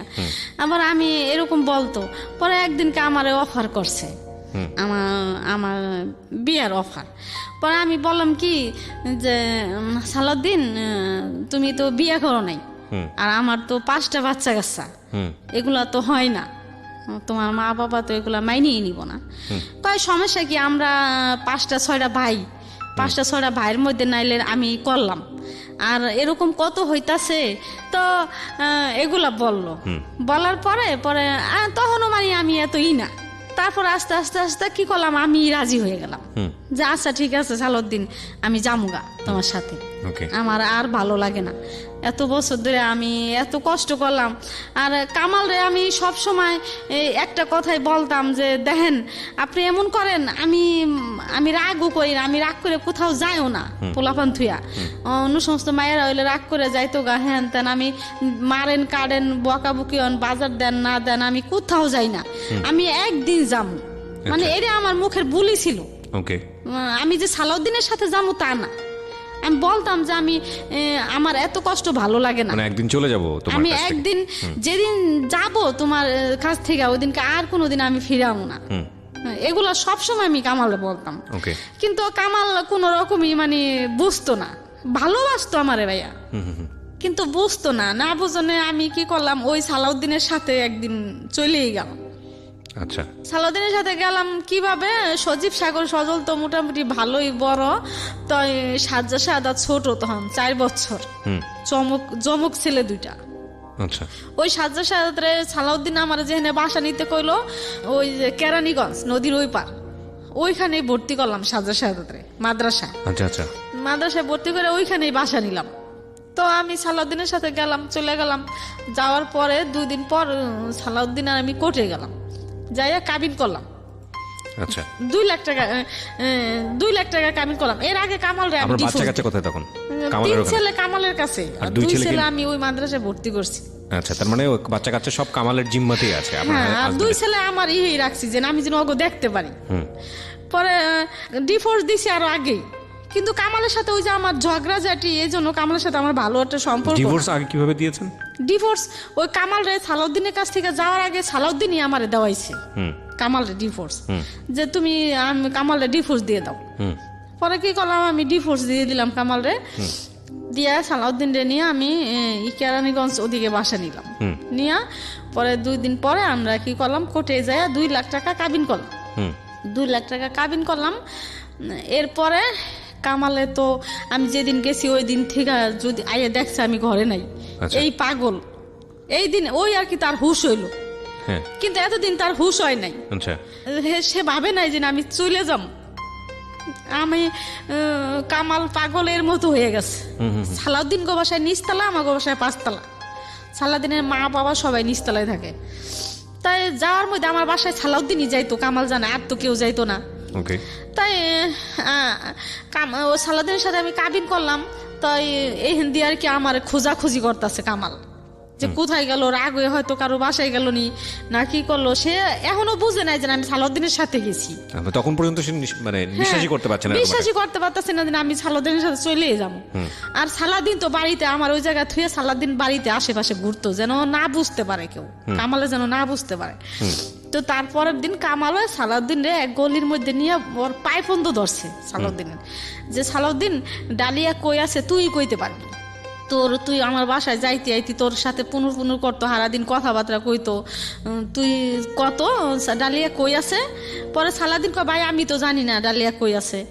পরে এমন করতে করতে সে দেশের থেকে দেন, কামাল এখন পাগল, দেশের থেকে ফকির আনছে, ফকির আইনে আমার আনবো আর কি তাবিজ কইরা, দেশের থেকে ভালো টাকা দিয়ে ফকির আনছে আইনা। এখন ফকিরে বলে দিছে যে ওদিকে আছে। পরে কি করলো কামালে, ওদিক থেকে আমারে বাইর করলো। কোথায় ছিলেন? ওই কেরানীগঞ্জ, ওদিক থেকে কেমনে খোঁজ নিয়ে আমার বাড়ি করলো। কেরানীগঞ্জে তখন আপনি এবং তখন ততদিনই কি জানতে পারছে যে আপনি সালাউদ্দিনকে বিয়ে করে ফেলছেন? পরে জানতে পারছে। না, কি বের করার আগে জানছে না বের করার পরে জানছে? বাইর করার আগেই জানছে। কেমনে? সালাউদ্দিনের সাথে আমি দেশে গেছি একবার, দেশে গেছি, এখন সালাউদ্দিন বলতেছে কি ডালি আমি তুমি বাসায় যাম, বাড়িতে আমার বোনের বাড়িতে গেছি। পরে হাসিনা আমার বোন মাদ্রাসা, এখন আমার বোনে বলতেছে কি মাদ্রাসার ভিতরে বাসা, কয় কি যে এক নিজের রক্তের আত্মীয় স্বজন ছাড়া আর কেউ নেওয়া যাইব না। পরে আমি কই কি না সালাউদ্দিনটা আনতে হইব, সালাউদ্দিনটা আমি আনবই, আর যদি না আনতে দেয় তাহলে আমি আর কোনোদিন আম না। তা আমার বোনেরা আবার আমার খুব ভালোবাসে, খুব। আমি আবার তেরা, এই জন্য আমার বোনেরা অনেক ভালোবাসে আমার। আমি খাই না খাই আমার বোনে করে। তারপরে আমার সালাউদ্দিন গেল দেশে, যাইয়া একদিন থাকলো, থাইকা তারপরের দিন আবার আইসে পড়লো, আমারে নিয়ে ঢাকা আইছে। আচ্ছা, ঢাকা আইসে, এখন আমার বোনের ফোন দিছে কামালে, হাসিনা ডালিয়া কই গেল রে, কি আসায় বিষয়, ডালিয়া কি কারোর সাথে কথা টথা বলে, জানোস কয় কি ডালিয়া আফায় তো ওই যে সালাউদ্দিন কার নাম, হ্যাঁ লগে তো আইছিল আমার বাবা। তখনই মোটামুটি নিশ্চিত হয়ে গেছে যে আপনি সালাউদ্দিনের সাথে কাজটা করে ফেলছেন। সালাউদ্দিনের তো আইছে আমাকে বাসায় একদিন, আমরা ই করবো না, তারপর আইছে আয়া আপারে তো হে লগে করে নিয়ে গেছে, তখনই মানে বুঝতে পারছে যে সালাউদ্দিনের সাথে আমি গেছি। এই আর কি খুব মানে এলাকাটা শুদ্ধা গরম হয়ে গেল আর কি। আর সে বুঝতে পারে না যে আমি জামুগা এরকম কাজ করবো। তাই এরকম করতে করতে করতে করতে তারপরে কি করলো, এই যে সালাউদ্দিনের সাথে মানে আস্তে আস্তে আস্তে আস্তে বছর 1.5 বছর গেল, তারপরে এলাকা নীরব হয়ে গেল আস্তে আস্তে। তখন মানিকগঞ্জ থেকে তো আপনাকে খুঁজে বের করলো, তখন আপনি কি করলেন? তারপরে কি হলো? খুঁজে বের করলে কি হয়েছে, বের করলে আমারে করে নাই, মানে রাখে নাই, বাইর করছে ঠিকই, কিন্তু আমার আপনার সঙ্গে কথোপকথন হলো না? আপনার সঙ্গে কথা হইছে, কিন্তু আমি বলছি আমি আর থাকুম না তোমার কাছে। আচ্ছা, তো বাচ্চা কাচ্চা? হ্যাঁ, তোমার কাছে থাকুম না, আমি তোর কাছে গেছি গা, আমি তো এতদিন এতটা বছর আমি সহ্য করছি, আমি তো আপনার কইছি যে আমি গেলে একদিনই যামু, আপনি এত ই করছেন, তাহলে এখন কিল্লি গা এমন করতেছেন, আমি তো ওর লগে গেছি গা, সমস্যা কি? পরে এরকম করতে করতে পরে ঠিক আমি ওর কাছে থাকলামই না থাইকা সালাউদ্দিন আর আমি বাসা নিলাম, নিয়ে থাকলাম। বাচ্চা কাচ্চার কথা তখন মনে পড়তো না? বাচ্চা কাচ্চা তো ওর কাছেই ছিল, মানে আপনার কামালের কাছেই ছিল। তখন মানে আবার ওই কামাল এলাকা ছেড়ে অন্য এলাকায় গেছে, চলে গেছে, অন্য এলাকায় গেছে গা। আমি আবার ওই কেরানীগঞ্জ থেকে ওই এলাকায় আইছি, এলাকায় আইয়া বাসা নিছি। এখন আমার ছেলেরা, আমার বড় ছেলে, মেজো ছেলে, সেজো ছেলে এখন ওই কামালের কাছে যায় না, আমার কাছে থাকবো, ওর চলে কাছে আসছে, হ্যাঁ। ওর কাছে যায় না, আচ্ছা। ও বাপের কাছে যায় না। ওই যে বাপে কামে কাজে দিয়ে দিছে, এরকম করছে। এখন আমার ছেলেরা তো দেখছে কম বেশি আমার ব্যাপারটা, তো ছেলেরা আমার কাছে আইসে বললো, আসছে মতো আমার মেজো ছেলেরা একদিনকে আমার মেজো ছেলেরা আবারও করা বেশি, তখন মনে হয় 10-11 বছর আমার মেজো ছেলের ভাত দিয়ে বলতাছি যে সাগর, আমি সালাউদ্দিনের লেগে গেছি তাই কি হয়েছে, আমি কামালরে ছাইড়া দিছি, আমি সালাউদ্দিনরেও ছাইড়া দিব।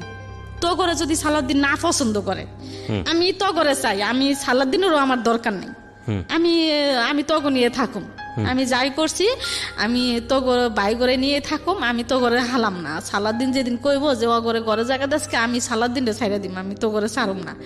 তাই কইয়া বুঝাই টুজাই আমার ছেলেরা সবই আমার কাছে থাকলো, থাইকে টাইকে ছেলেরা কাজ কাম করে। সালাউদ্দিন কোনো রকম আর কি আসে, কোনো রকম কোনোদিন টাকা কিছু দেয়, কোনোদিন দেয় না, এই অবস্থায় মানে এখন মানে ওই যে বিয়ের আগ পর্যন্তই আমার ভালোবাসছে। এখন বিয়ে করছে, একজনের কাছ থেকে আনছে, এখন মানে সে হাল ছাইড়ে দিতেছে আস্তে আস্তে, এখন আর তার দরকার নাই আমার। তো এরকম কইতে কইতে যে হেনে যায় বাসা নিয়ে, সালাউদ্দিন আমার পিছু আর ছাড়ে না। আচ্ছা, 10 দিন পরে যাক আর 15 দিন পরে যাক আর 1 মাস পরে যাক, সে আমার কাছে যাই সালাউদ্দিন, আমার বাজার দেখ আর না দেখ, টাকা পয়সা দেখ আর না দেখ। প্রিয় শ্রোতা, আমরা এই পর্যায়ে ছোট্ট একটা বিরতি নেব। আপনারা শুনছেন secrets with me RG Kibria, Dhaka FM 90.4 A. Secrets. Something beyond entertainment.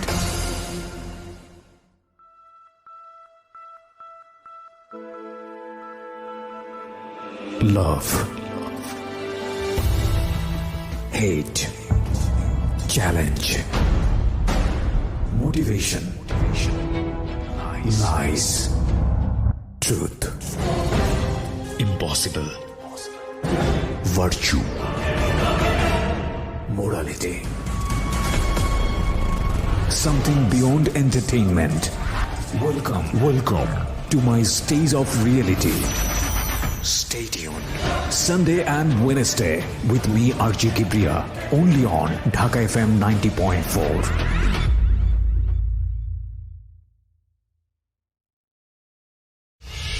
Secrets.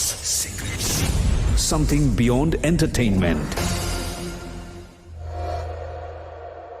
প্রিয় শ্রোতা, আরো একবার স্বাগত জানাচ্ছি সিক্রেটসে। আপনারা শুনছেন ঢাকা FM 90.4, আমি আরজি কিবরিয়া আপনার সাথে রয়েছি। আমি কথা না বাড়িয়ে গেস্টের কাছে আবারও ফিরতে চাই, আমরা যেখানটায় ছিলাম। তারপর এমনি আমার ওই সজীব সাগর সজল ছোট মানুষ 3 জনে কাজ করে আমারে টাকা দেয়, টাকা দিয়া ওগুলা দিয়ে টুকটাক চালায়, সাজ্জাদাতরে মাদ্রাসায় পড়াই, মাদ্রাসায় ভর্তি করছে আমার যমজ 2 ছেলেরে। আচ্ছা, আমার ইচ্ছা যে আমার সাজ্জাদাতরে হাফেজ মাওলানা বানাম, এই আশা আমার। তো আমি ও করে মাদ্রাসায় ভর্তি করছি, ভর্তি করে ওরা আমার টাকা পয়সা দেয়, সালাউদ্দিন ও টুকটাক কোন রকম দেয় আর কি, কোন রকম কি মানে তার একটা আছে না যে আমি বিয়ে করছি, আমার এত টাকা দিতে হইব মাসে, আমি যেহেতু ওর একজনের কাছ থেকে আনছি, আমার এত টাকা দিতে হইব, আমার ওরে দিতেই হইব, এগুলা তার মানে মাথায় নাই। আচ্ছা, তার মাথায় যে আমি পারলে দিলাম, না পারলে না দিলাম, গেলে গেলাম, না গেলে না গেলাম, এই আর কি আমার কষ্ট। আমার সন্তান টন্তান নিয়ে আমি থাকতেছি 7-8 বছর গেল। যাওয়ার পরে আমি চিন্তা করলাম যে সালাউদ্দিন তো আমার পিছু ছাড়ে না, যেমনই হোক আমার পিছে রয়েছে, আর আমি কামালরে যেহেতু ছাইরে আইছি, তাই আমার একটা স্বামীর দরকার আছে, স্বামী থাকলে মানুষে কিন্তু একটা বাড়িতে গেলে ঘর ভাড়া দেয় না ভাইয়া স্বামী ছাড়া। আর আমার ছোট ছোট বাচ্চা কাচ্চা না, পরে কি করলাম, এই চিন্তা ভাবনা করে আমি এই হাবিব রে নিলাম। এই হাবিব আমি উনিছি, আর আল্লাহ দিছে, দেওয়ার মালিক আল্লাহ। তো এই হাবিব পেটে আসলো আর কি 8 বছর পরে, মানে যে বাচ্চাটাকে আপনি আজকে নিয়ে আসছেন 8 বছর পরে বলতে কি মানে সালাউদ্দিনের সাথে সংসার, সালাউদ্দিনের সাথে সংসার করছেন 8 বছর, তারপরে বাচ্চা কাচ্চা।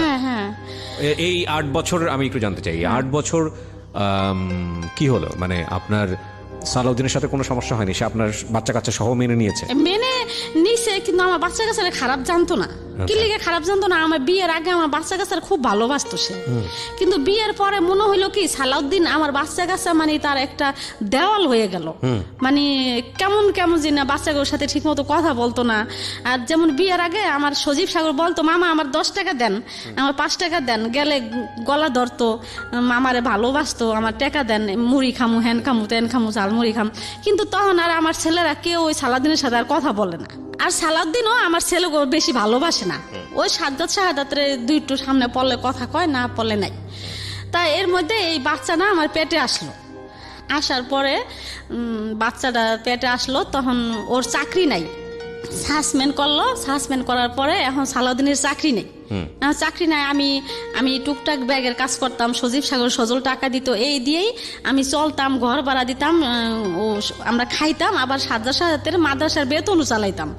আবারও এই সালাউদ্দিন আসলে বাজার করে খাওয়াইতাম, আবার সালাউদ্দিনের টুকটাক কোনো কাপড় চোপড় লাগলে দিতাম। মানে কি সালাউদ্দিন দূরে থাকতো? হ্যাঁ, ওর বাবা মার কাছেই থাকতো বেশি। তো আপনার কাছে থাকতো? বললাম না, 15 দিন পরে, 10 দিন পরে, এক মাস না, 15 দিন, 10 দিন, এক সপ্তাহ পর পরই আসতো আচ্ছা আমার কাছে। তাই এরকম চলতেছি, যখন বাবু হওয়ার 1 সপ্তাহ আগে আমি মেডিকেল সবই রেডি হয়ে গেছে, বলছে যে বাবু সিজারে হইব। তাই এখন ভর্তি হমু।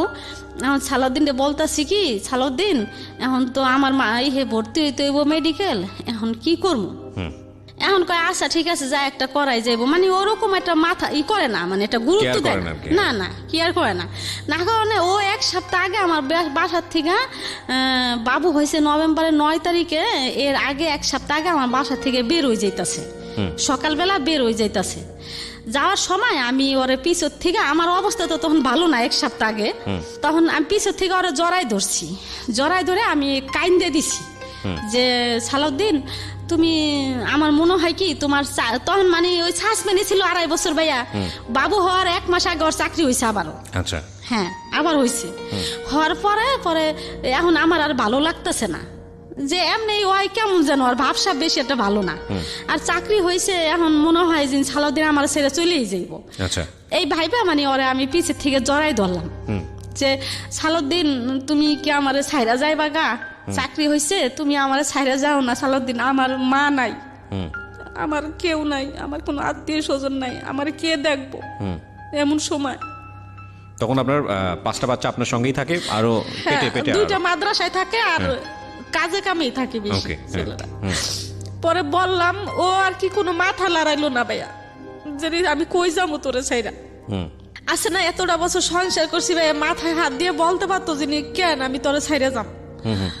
কিছু না বললে ওর জুতা টুতা মুছে দিলাম ভাইয়া, নাস্তা টাস্তা বানাই দিলাম, ও খাইয়া কি করলো, আসতে বাইরে গেল, যায় আর আসলো না।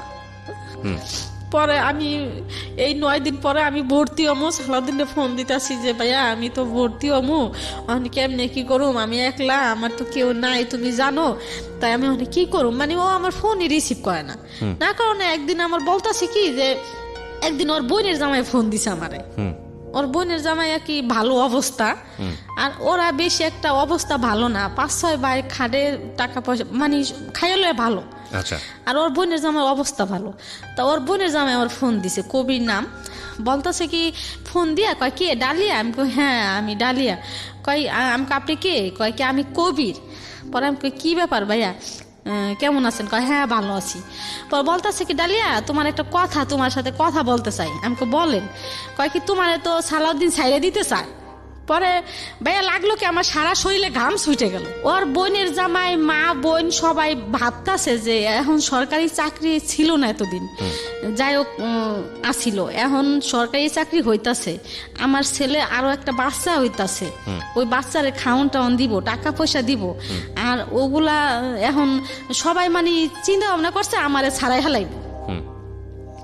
চাকরি হয়েছে, এখন সালাউদ্দিনও আমারে ছাড়িয়ে দিব এই চিন্তা। হ্যাঁ আপনাকে বলছে, তারপর কি হলো?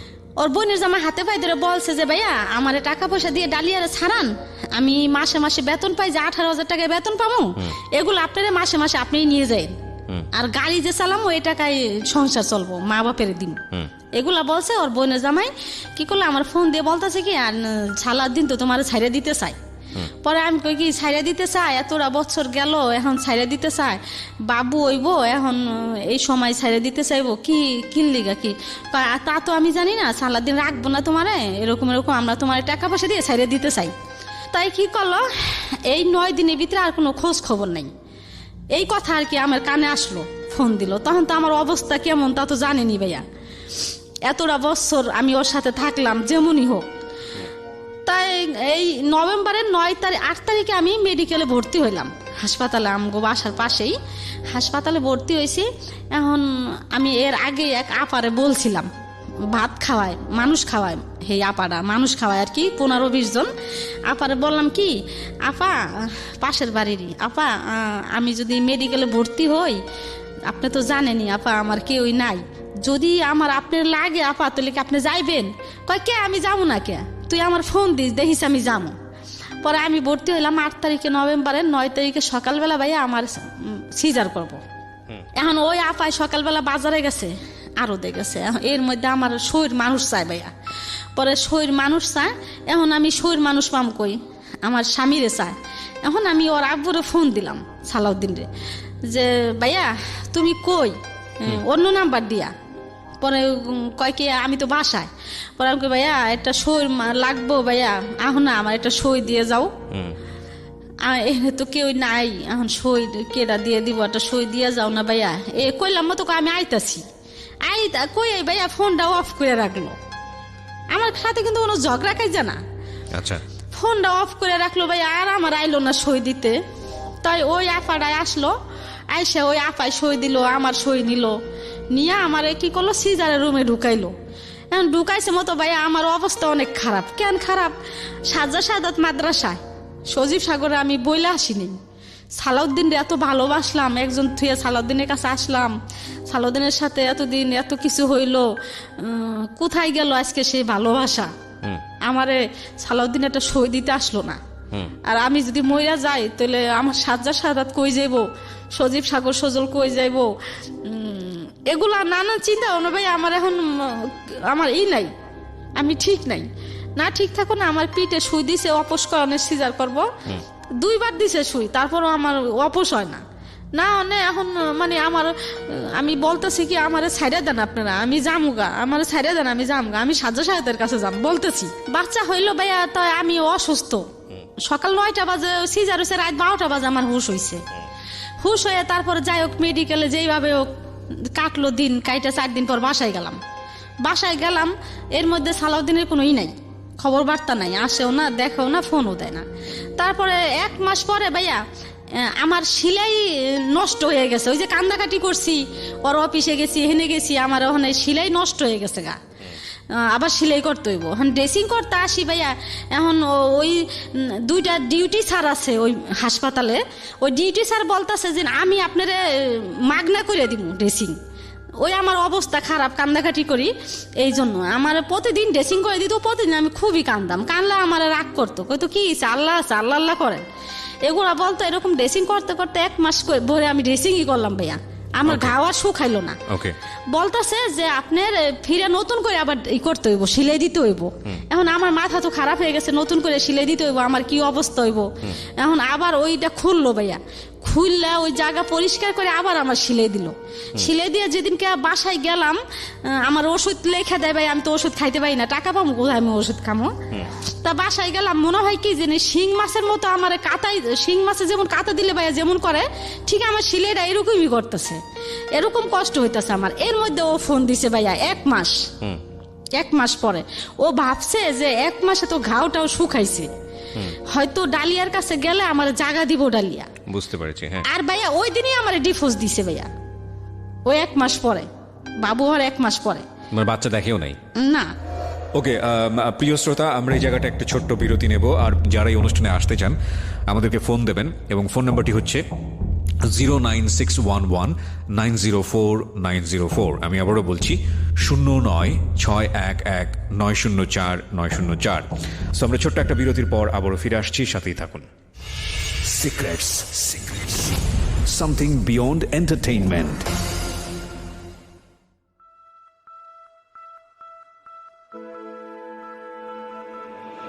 Love, hate, challenge, motivation, lies, truth, impossible, virtue, morality. Something beyond entertainment. Welcome to my stage of reality. Stay tuned. Sunday and Wednesday with me, RJ Kibriya, only on Dhaka FM 90.4.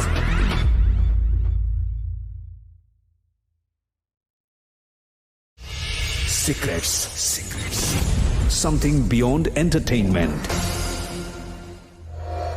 স্বাগত আরও একবার, শুনছেন Dhaka FM 90.4। আমি আরজি কিবরিয়া আপনার সঙ্গে রয়েছি।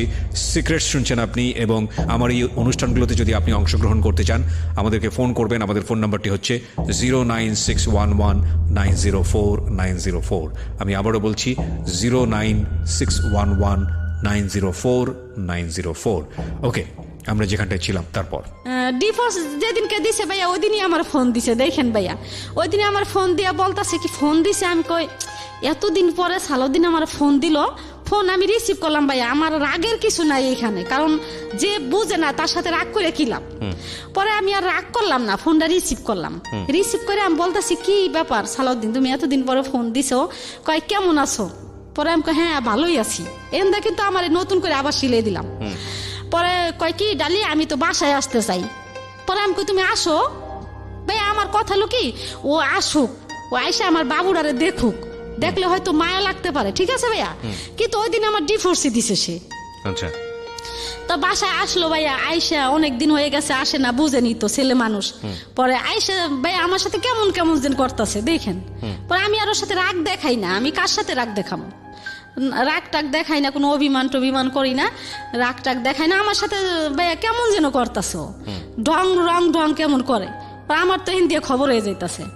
পরে আমি আবারও বলতেছি সালাউদ্দিন, এক কথায় বললাম সালাউদ্দিন তুমি জানো সালাউদ্দিন 1 মাস আমি এই আমার শিলের জায়গায় ড্রেসিং করছি, আমার নষ্ট। ডিভোর্স দিয়েছে আপনাকে সেদিন, তাহলে তারপরে আবার সে আপনার কাছে আসছে কিভাবে? হ্যাঁ কেন গেল? ওই যে অনেক দিন ধরে যায় না আমার বাসায়। আপনাকে ডিভোর্স জানিয়ে দিয়ে তারপরে গেছে আপনার কাছে? না, ডিভোর্স দিয়ে জানাই নাই। ও, আপনাকে দিয়েছে ঠিকই, কিন্তু আপনাকে জানাই নাই। না, জানাই নাই, গেছে আর কি ওর স্বার্থের জন্য গেছে। ঠিক আছে, তারপর? হ্যাঁ, তাই আমারে আমি বলতেছি কি সালাউদ্দিন তুমি যে এরকম করতেছো সালাউদ্দিন, এরকম রং করতেছো, দেখছো সালাউদ্দিন এই যে আমার বেন্ডিশ আজকে নতুন করে আবার কইরে আনছি, এই যে দেখো। এই দেখা ও আর আমার মানে দুষ্টামি করতেছে না আমার সাথে, না করে এখন আমার কানে কানে বলতেছে দেখেন ভাইয়া কেমন। ডালিয়া কোর্টের থেকে কাগজ এলে তুমি সই দিয়ে দিও। পরে আমার মাথা গেছে খারাপ হইয়া, কিরে আমি কাগজ আনলে আমি সই দিয়ে দিব? পরে ওই শিলে অবস্থায় বইসা বললাম, বইসা আমি পাগল হয়ে গেছি। বইসা বলতাছি সালাউদ্দিন তুমি এরকম কাজটা করতে পারলা, তুমি কেমনে করলা সালাউদ্দিন? তোমার মনে কি কিছু কইলো না? আর তোমার কি কিছু অতীত কিছু মনে পড়লো না তোমার? তুমি আমার কেমনে আনছো হাবিব ওইসে, তোমার কিছুই কি মনে পড়লো না সালাউদ্দিন? কি দোষ আমার? আমার তো কোনো দোষ নেই, কেন তুমি এরকম করলা সালাউদ্দিন? মানে আমি পাগল হয়ে গেছি মনে হয় কি ভাইয়া, আমি পাগলের মতো করতেছি। ওর কোনো ভাষা নাই, ও চুপচাপ বসে রয়েছে। বসে থাকলে ওরে আবার ভাইয়া আমি জুতা কিনে দিছিলাম, শার্ট বানাই দিছিলাম। ওই জুতা কি করলাম ভাইয়া, আমার ওই সিলাই অবস্থায় জুতা কি করলাম আমি বডি দিয়ে কাইটে ফেলাইলাম। আমার সাথে পারলো না ভাইয়া, ওই জুতা আমি বডি দিয়ে কাইটে 2 ভাগ করলাম, ওই শার্টটা আমি 2 ভাগ করলাম ছিঁড়া করছি। এখন কি করলো ও ঘরে, ও ভয় পেয়ে গেছে যে মানুষজন তো একখান হইব। পরে আসতে কি করলো বের হয়ে গেছে, বেরো হয়তো কোনো বন্ধু বান্ধবের কাছে গেছে। তারপরে আমি ওর অফিসে আসা যাওয়া করতাম ভাইয়া, এর মধ্যে ওর ডিপু যেখানে গাড়ি চালায় ম্যানেজার, ওই ম্যানেজারের কাছে আসা যাওয়া করতাম। পরে এই হাবিব রে দেখা ওরা সবাই মানে আমার লিগে খুব মায়া করতো অফিসে। পরে ম্যানেজার ওরে ডাকছে যে তোর বোর কি দোষ, মানে একটা তো দোষ দিতে হইব, তোর বোর চরিত্র খারাপ না কারণ নিয়ে কোনো খারাপ কিছু দেখছিস? কয় না, কয় কিছু না। কয় তো কি খারাপ? কয় কি আমি যা টাকা পয়সা দিই তার ওর হয় না। পরে ম্যানেজার বলতেছে যে এগুলা তো সব বউরাই কয়, টাকা পয়সা কোনো বউ করিও না, সব মহিলাগো একটা না একটা থাকে, তাই এই জন্য কি তোর বউ ছেড়ে দিবি? তা দেখ রে এরকম। আচ্ছা, আমি এত ডিটেল আর না যাই, আমি শুধু আপনার কাছ থেকে শর্টকাটই যদি জানি কি হলো এরপরে আপনি ডিভোর্স দেওয়ার পরে কি আপনার সঙ্গে আর ব্যাক করেছেন? আপনি মেনে নিলেন এটা? হ্যাঁ, নাকি মেনে নিলে বাধ্য হলেন? কি হলো দিন শেষে? তবে আমার কি করলো 3 মাস অফিস থেকে আমার হাবিব রে 5,000 করে টাকা দিল 2 বার। দেওয়ার পরে দ্বিতীয়বার সালাউদ্দিন আমার ফোন দিয়ে বলতেছে কি যে এর মধ্যে 3 মাস আর সালাউদ্দিনের সাথে আমার সাথে সম্পর্ক নাই। যে সালাদিন ফোন দিয়ে বলতেছে যে ডালিয়া তোমারে আমার ফ্যামিলি থেকে আমি আর কি মামলা করছি এর মধ্যে আর কি। মামলা করে দিয়েছেন? হ্যাঁ মামলা কি করছি। মামলা করেছেন? মামলা করছি যে যৌতুক মামলা করছি। না, যৌতুক এবং নারী নির্যাতন যেটা হয় আর কি। হ্যাঁ খেয়াল করবেন 3টা অ্যাঙ্গেল আছে এই গল্পে। এর ভিতরে একটু থামাই আপনাকে। 3টা অ্যাঙ্গেল প্রিয় শ্রোতা। একটা হচ্ছে ওনার আগের সংসার, ওনার পরের সংসার দ্বিতীয় অ্যাঙ্গেল, তৃতীয় অ্যাঙ্গেল হচ্ছে মামলা। এই মামলার বিষয়টা এখানে কিভাবে আসলো মানে, এবং যখন সরকারের কাছে আশ্রয় নিতে হচ্ছে এই সমস্যা সমাধানের জন্য, সেই যে আশ্রয় যে যৌতুক এবং নারী নির্যাতন, যৌতুকের প্রসঙ্গ তো এখানে আসেই নাই মানে পুরো এন্টায়ার গল্পে। এবং নারী নির্যাতনের বিষয়টা কিন্তু ওনার আপনার কি গায়ে হাত তুলতো? হ্যাঁ আমার খুব মারতো। ও মারতো? আমার মায়ের পাগলের মতো মারতো, এই পাশে থেকে মারে ওই পাশে নিত, ওই পাশে থেকে ওই মাসে। এই 8 বছরের সংসারে এত মারতো, তারপর আপনি সংসার করেছেন তার সঙ্গে? হ্যাঁ আমি সংসার করছি ওই যে একটাই ভাইবা যে আমার এগুলো তো কিছু আপনার করার ভুল, নেই। ভয়ঙ্কর রকমের ভুল। আচ্ছা ঠিক আছে, হ্যাঁ বলেন তারপর। তো আমি মামলা করছি এখন মামলা ওখানে ও বলতেছে কি ডালিয়া তুমি বাবুরে লইয়া যাই বাইবা, তো এগুলো না করে আমার ফ্যামিলির থেকে তোমার 2 লাখ টাকা দিব, 2 লাখ 2.5 লাখ যাই দেখ তুমি মাইনে নাও। আর আমি তো আছি, আমার সন্তান, আমি তো আর এটা করতেছি না। ও যদিও সই দিয়ে থাকি তাহলে তো আমি মনের থেকে সই দিব না, সন্তান তো সন্তানই আমার, তাই একটু মাইনে না পরে আমরা মিলব। তাই ভাইয়া আমি কি করলাম, ওর কথা আমার ভুল হয়ে গেছে বলতেছে, আমার ভুল হয়ে গেছে, আমি ওই ম্যানেজার টেনাজার সবার কথা মতো মামলাটা তুলে নিলেন? হ্যাঁ না তুলে নিলাম না, ওর উকিলে আমার উকিলে মিলা এই মানে এক জায়গায় বইসা ওই আমারে কি করলো 2.5 লাখ টাকা দিল। বাবুর হাবিবের বাবদ 50,000 টাকা আর আমার কাবিনের 2 লাখ টাকা। পরে দেওয়ার আগে থেকে আমার সাথে ভালো যোগাযোগ শুরু করলো ভাইয়া ওর আব্বু, এই সালাউদ্দিন। ভালো কথাবার্তা বলতেছে, দেওয়ার প্রায় 15-20 দিন আগের থেকে আমার আগের মতো মানে এই বিয়ার আগের মতো কথাবার্তা শুরু করতেছে। এখন আমার বলতেছে কি আমার ভুল হয়ে গেছে ডালিয়া, তাই আমি আবার তোমার জীবনে আসতে চাই, তোমার মা বাপ নাই, হাবিব রেখে রাখবো, এত কষ্ট। পরে ভাই আমি রাজি হইয়া ওরে আবার আমি আনলাম, আইনা পর আবার আমরা কি করলাম কাবিন কইরা ফিরা ও বলতেছে কি আমার কিছু টাকা টুকা দাও না। ও আমার কাছ থেকে ভাই 1 লাখ টাকা নিল আর 1.5 লাখ টাকা আমার কাছে রইল। ও আবার টাকা নিয়ে নিয়েছে? হ্যাঁ 1 লাখ টাকা নিল, নিয়ে 1.5 লাখ টাকা আমার কাছে থাকলো। এখন ওই 1 লাখ টাকা নিয়ে ঋণ পিন দিল, একটা অপ্পো সেট টেট কিনলো আমও ঘরে, মানে আমারও টুকটাক কিছু আর কি ভাঙছি ভাইয়া বুঝছেন কইরা। তারপরে এখন কিছুদিন পরে ভাইয়া আবার শুরু করছে, আবার ওই 1.5 লাখ টাকা চাই ভাইয়া বুঝছেন। ওই 1.5 লাখ টাকা আমার কথা হলো কি সালাউদ্দিন তো আমার ভালো কিছু দেয় না। ডিভোর্স দিয়েছেন, তারপরে আর মামলা করেছেন, মামলা তুলে নিয়েছেন টাকার জন্য, উকিলে বসে একটা সমাধান করেছেন। তারপরে সে আপনার কাছে আবার ফিরছে, ফিরে টাকাগুলো যখন আপনার কাছ থেকে নিচ্ছে তখন কি তাকে আবার বিয়ে করেছিলেন? না করেন না, আবার বিয়ে করছেন। তখন কত টাকা দিন মহল ধরেছেন? 1 লাখ টাকা। 1 লাখ টাকা, আচ্ছা ঠিক আছে। তারপরে ওই 1.5 লাখ টাকা আবার চাইতাছে, পরে 1.5 লাখ টাকা চাইতাছে। এখন আমার কথা কি যে ও তো আর ভালো না, যদি ভালো হইতো 1.5 লাখ টাকা আমার কিডনি বেচেও দিতাম। 1 লাখ টাকা দিছি, তা 1.5 লাখ টাকা থাক আমার কাছে, তাই ওই 1.5 লাখ টাকা চায়। আর ভাইয়া আজকে এই মেয়ের সাথে, কালকে ওই মেয়ের সাথে, খুলনা যায় একটা, গোপালগঞ্জ যায় একটা, এই নোয়াখালী যায় একটা, মানে যেই দেশে যাইবো ওই দেশে তার একটা ড্রাইভার গাড়ি চালায়, ওই দেশে তার একটা না একটা আছে। প্রত্যেকটা মেয়েরে আমি ধরছি আর কি, ওই যে ও তার মোবাইল থেকে ফোন দিয়ে আমি ধরছি। এরকম করতে করতে তো সে আমার এখন মানে ওই 1.5 লাখ টাকাই করে, আমি ওই 1.5 লাখ টাকা দিই না কা। তা আমার কথা যে আমি 1.5 লাখ টাকা দিমু, কারে দিমু? ভালো তো হইতে হইব, আমার সংসারিক হইতে হইব, আমার সংসারিক না আমার হাবিবরে তো দেখতে হইব, হাবিব তো তার সন্তান, আমারে না দেখ তার সন্তান রে সে কি দিব না ভাইয়া?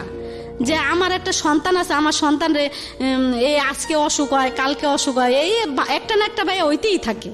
3 বেলা ভাইয়া, সকাল বিকাল রাত্রে 3 ভাইয়া ফিটার নিয়ে ভাইয়া পিছে ঘুরে, জামু ফিটার দুধু দে কান্দাকাটি করে ভাইয়া, ফিটার না হইলে ঘুমায় না। তাই খুব এই বাচ্চাটা নিয়ে আমি খুবই কষ্টে আছি ভাইয়া। আর আমার ওই ছেলেরা আমার খুব ভালোবাসে ভাইয়া, ছেলেরা টাকা পয়সা। লাস্ট কি দাঁড়াইছে? লাস্ট দাঁড়াইছে কি আমি কিছুদিন আগে আমি মামলাও করছি ভাই, আবার ওর নামে আবার মামলা করছি। আর আমি ওর হেড অফিসে দিছি, যে দরখাস্ত দিছি যে আমার এই ব্যাপার, আমার টাকা পয়সা দেয় না, একটা ছেলে এরকম। তা ওই দরখাস্তটা এখনো হয় নাই।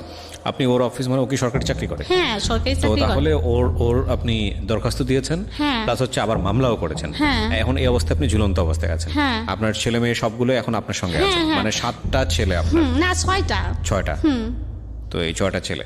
তো আপনার জীবনে আপনি যে ঘটনাটা আজকে এখানে বললেন, আপনার ভুলটা কি, আপনার অপরাধটা কি, আপনি কি ভুলটা কি ভাইয়া, এটা তো আপনিই বুঝতে পারছেন। আমার মনে হয় না যে আমার কোনো ভুল ভাইয়া, আমার জীবনটা এই ছোট না, থেকে আপনার ডেফিনেটলি ভুল আছে, আপনার ডেফিনেটলি ভুল আছে, কিন্তু আপনি যদি মনে না করতে পারেন যে আপনার কোনো ভুল নাই, আমার ভুল, আমি ওই যে কামাল যাই করতো, Exactly. কামালের কাছ থেকে যদি সালাদিনের কাছে না আসতাম, এটাই আমার ভুল হয়েছে। এইটাই এই জায়গাটাই আমি একটু বলতে চাচ্ছি। হ্যাঁ, সেটা হ্যাঁ। হচ্ছে যে একটা মানুষ, দেখেন আমরা সংসার জীবনটা আসলে অন্যরকম একটা জীবন আমার কাছে যেটা মনে হয়, এবং যারা এখানে শুনছেন তারা বিভিন্ন শ্রেণীর শ্রোতা আছেন।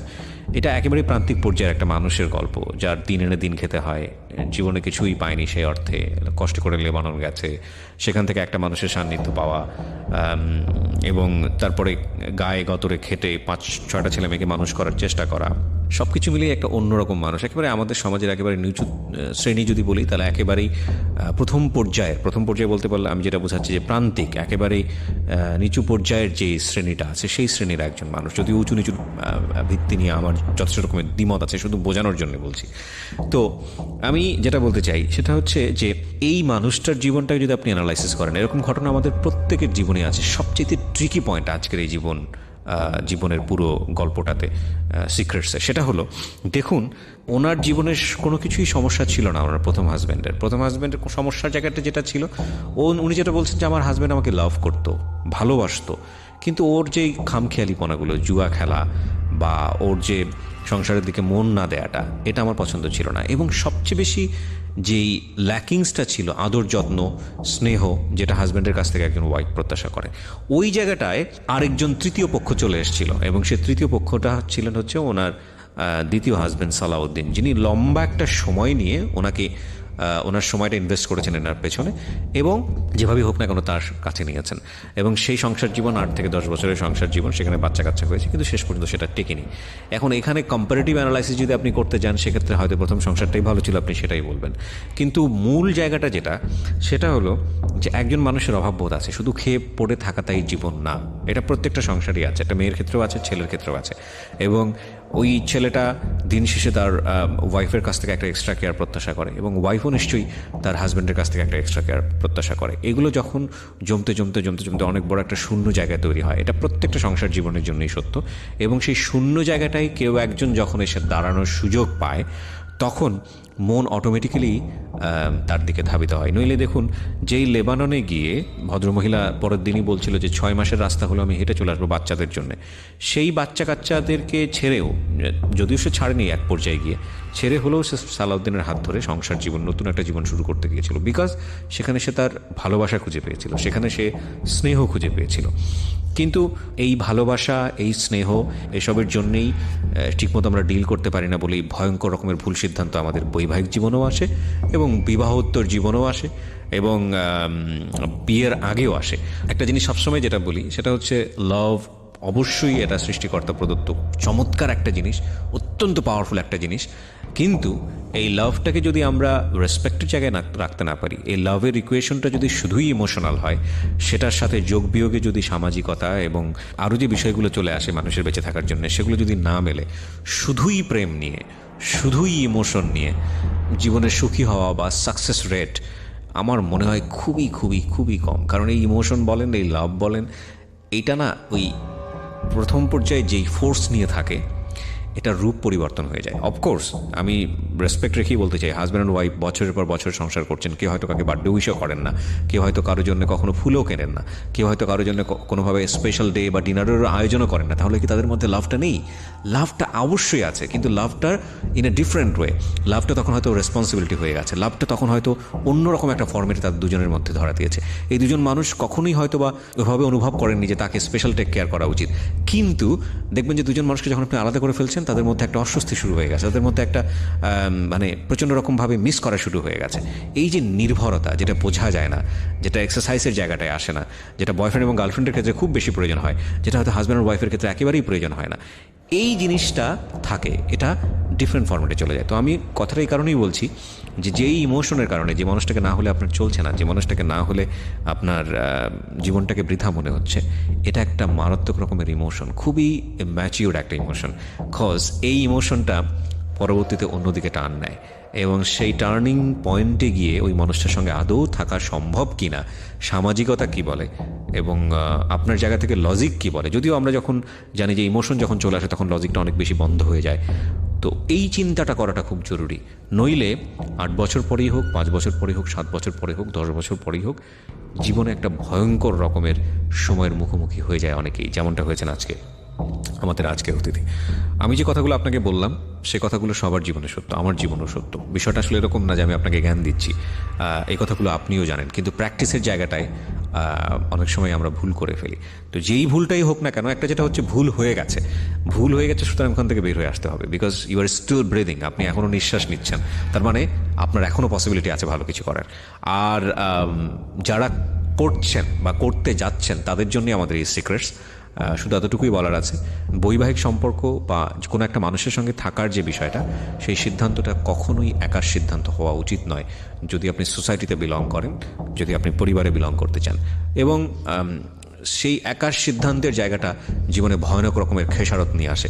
আপনি যদি সেই খেসারতটা না নিতে পারেন, আপনি যদি তৈরি না হন, তাহলে আমার মনে হয় এই ধরনের রিস্ক না নেওয়াটাই better.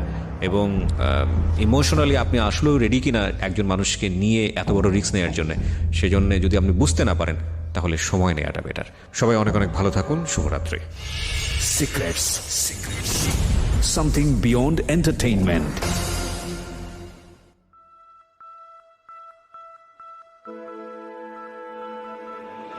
Love. Hate. Challenge. Motivation. Lies. Truth. Impossible. Virtue. Morality. Something beyond entertainment.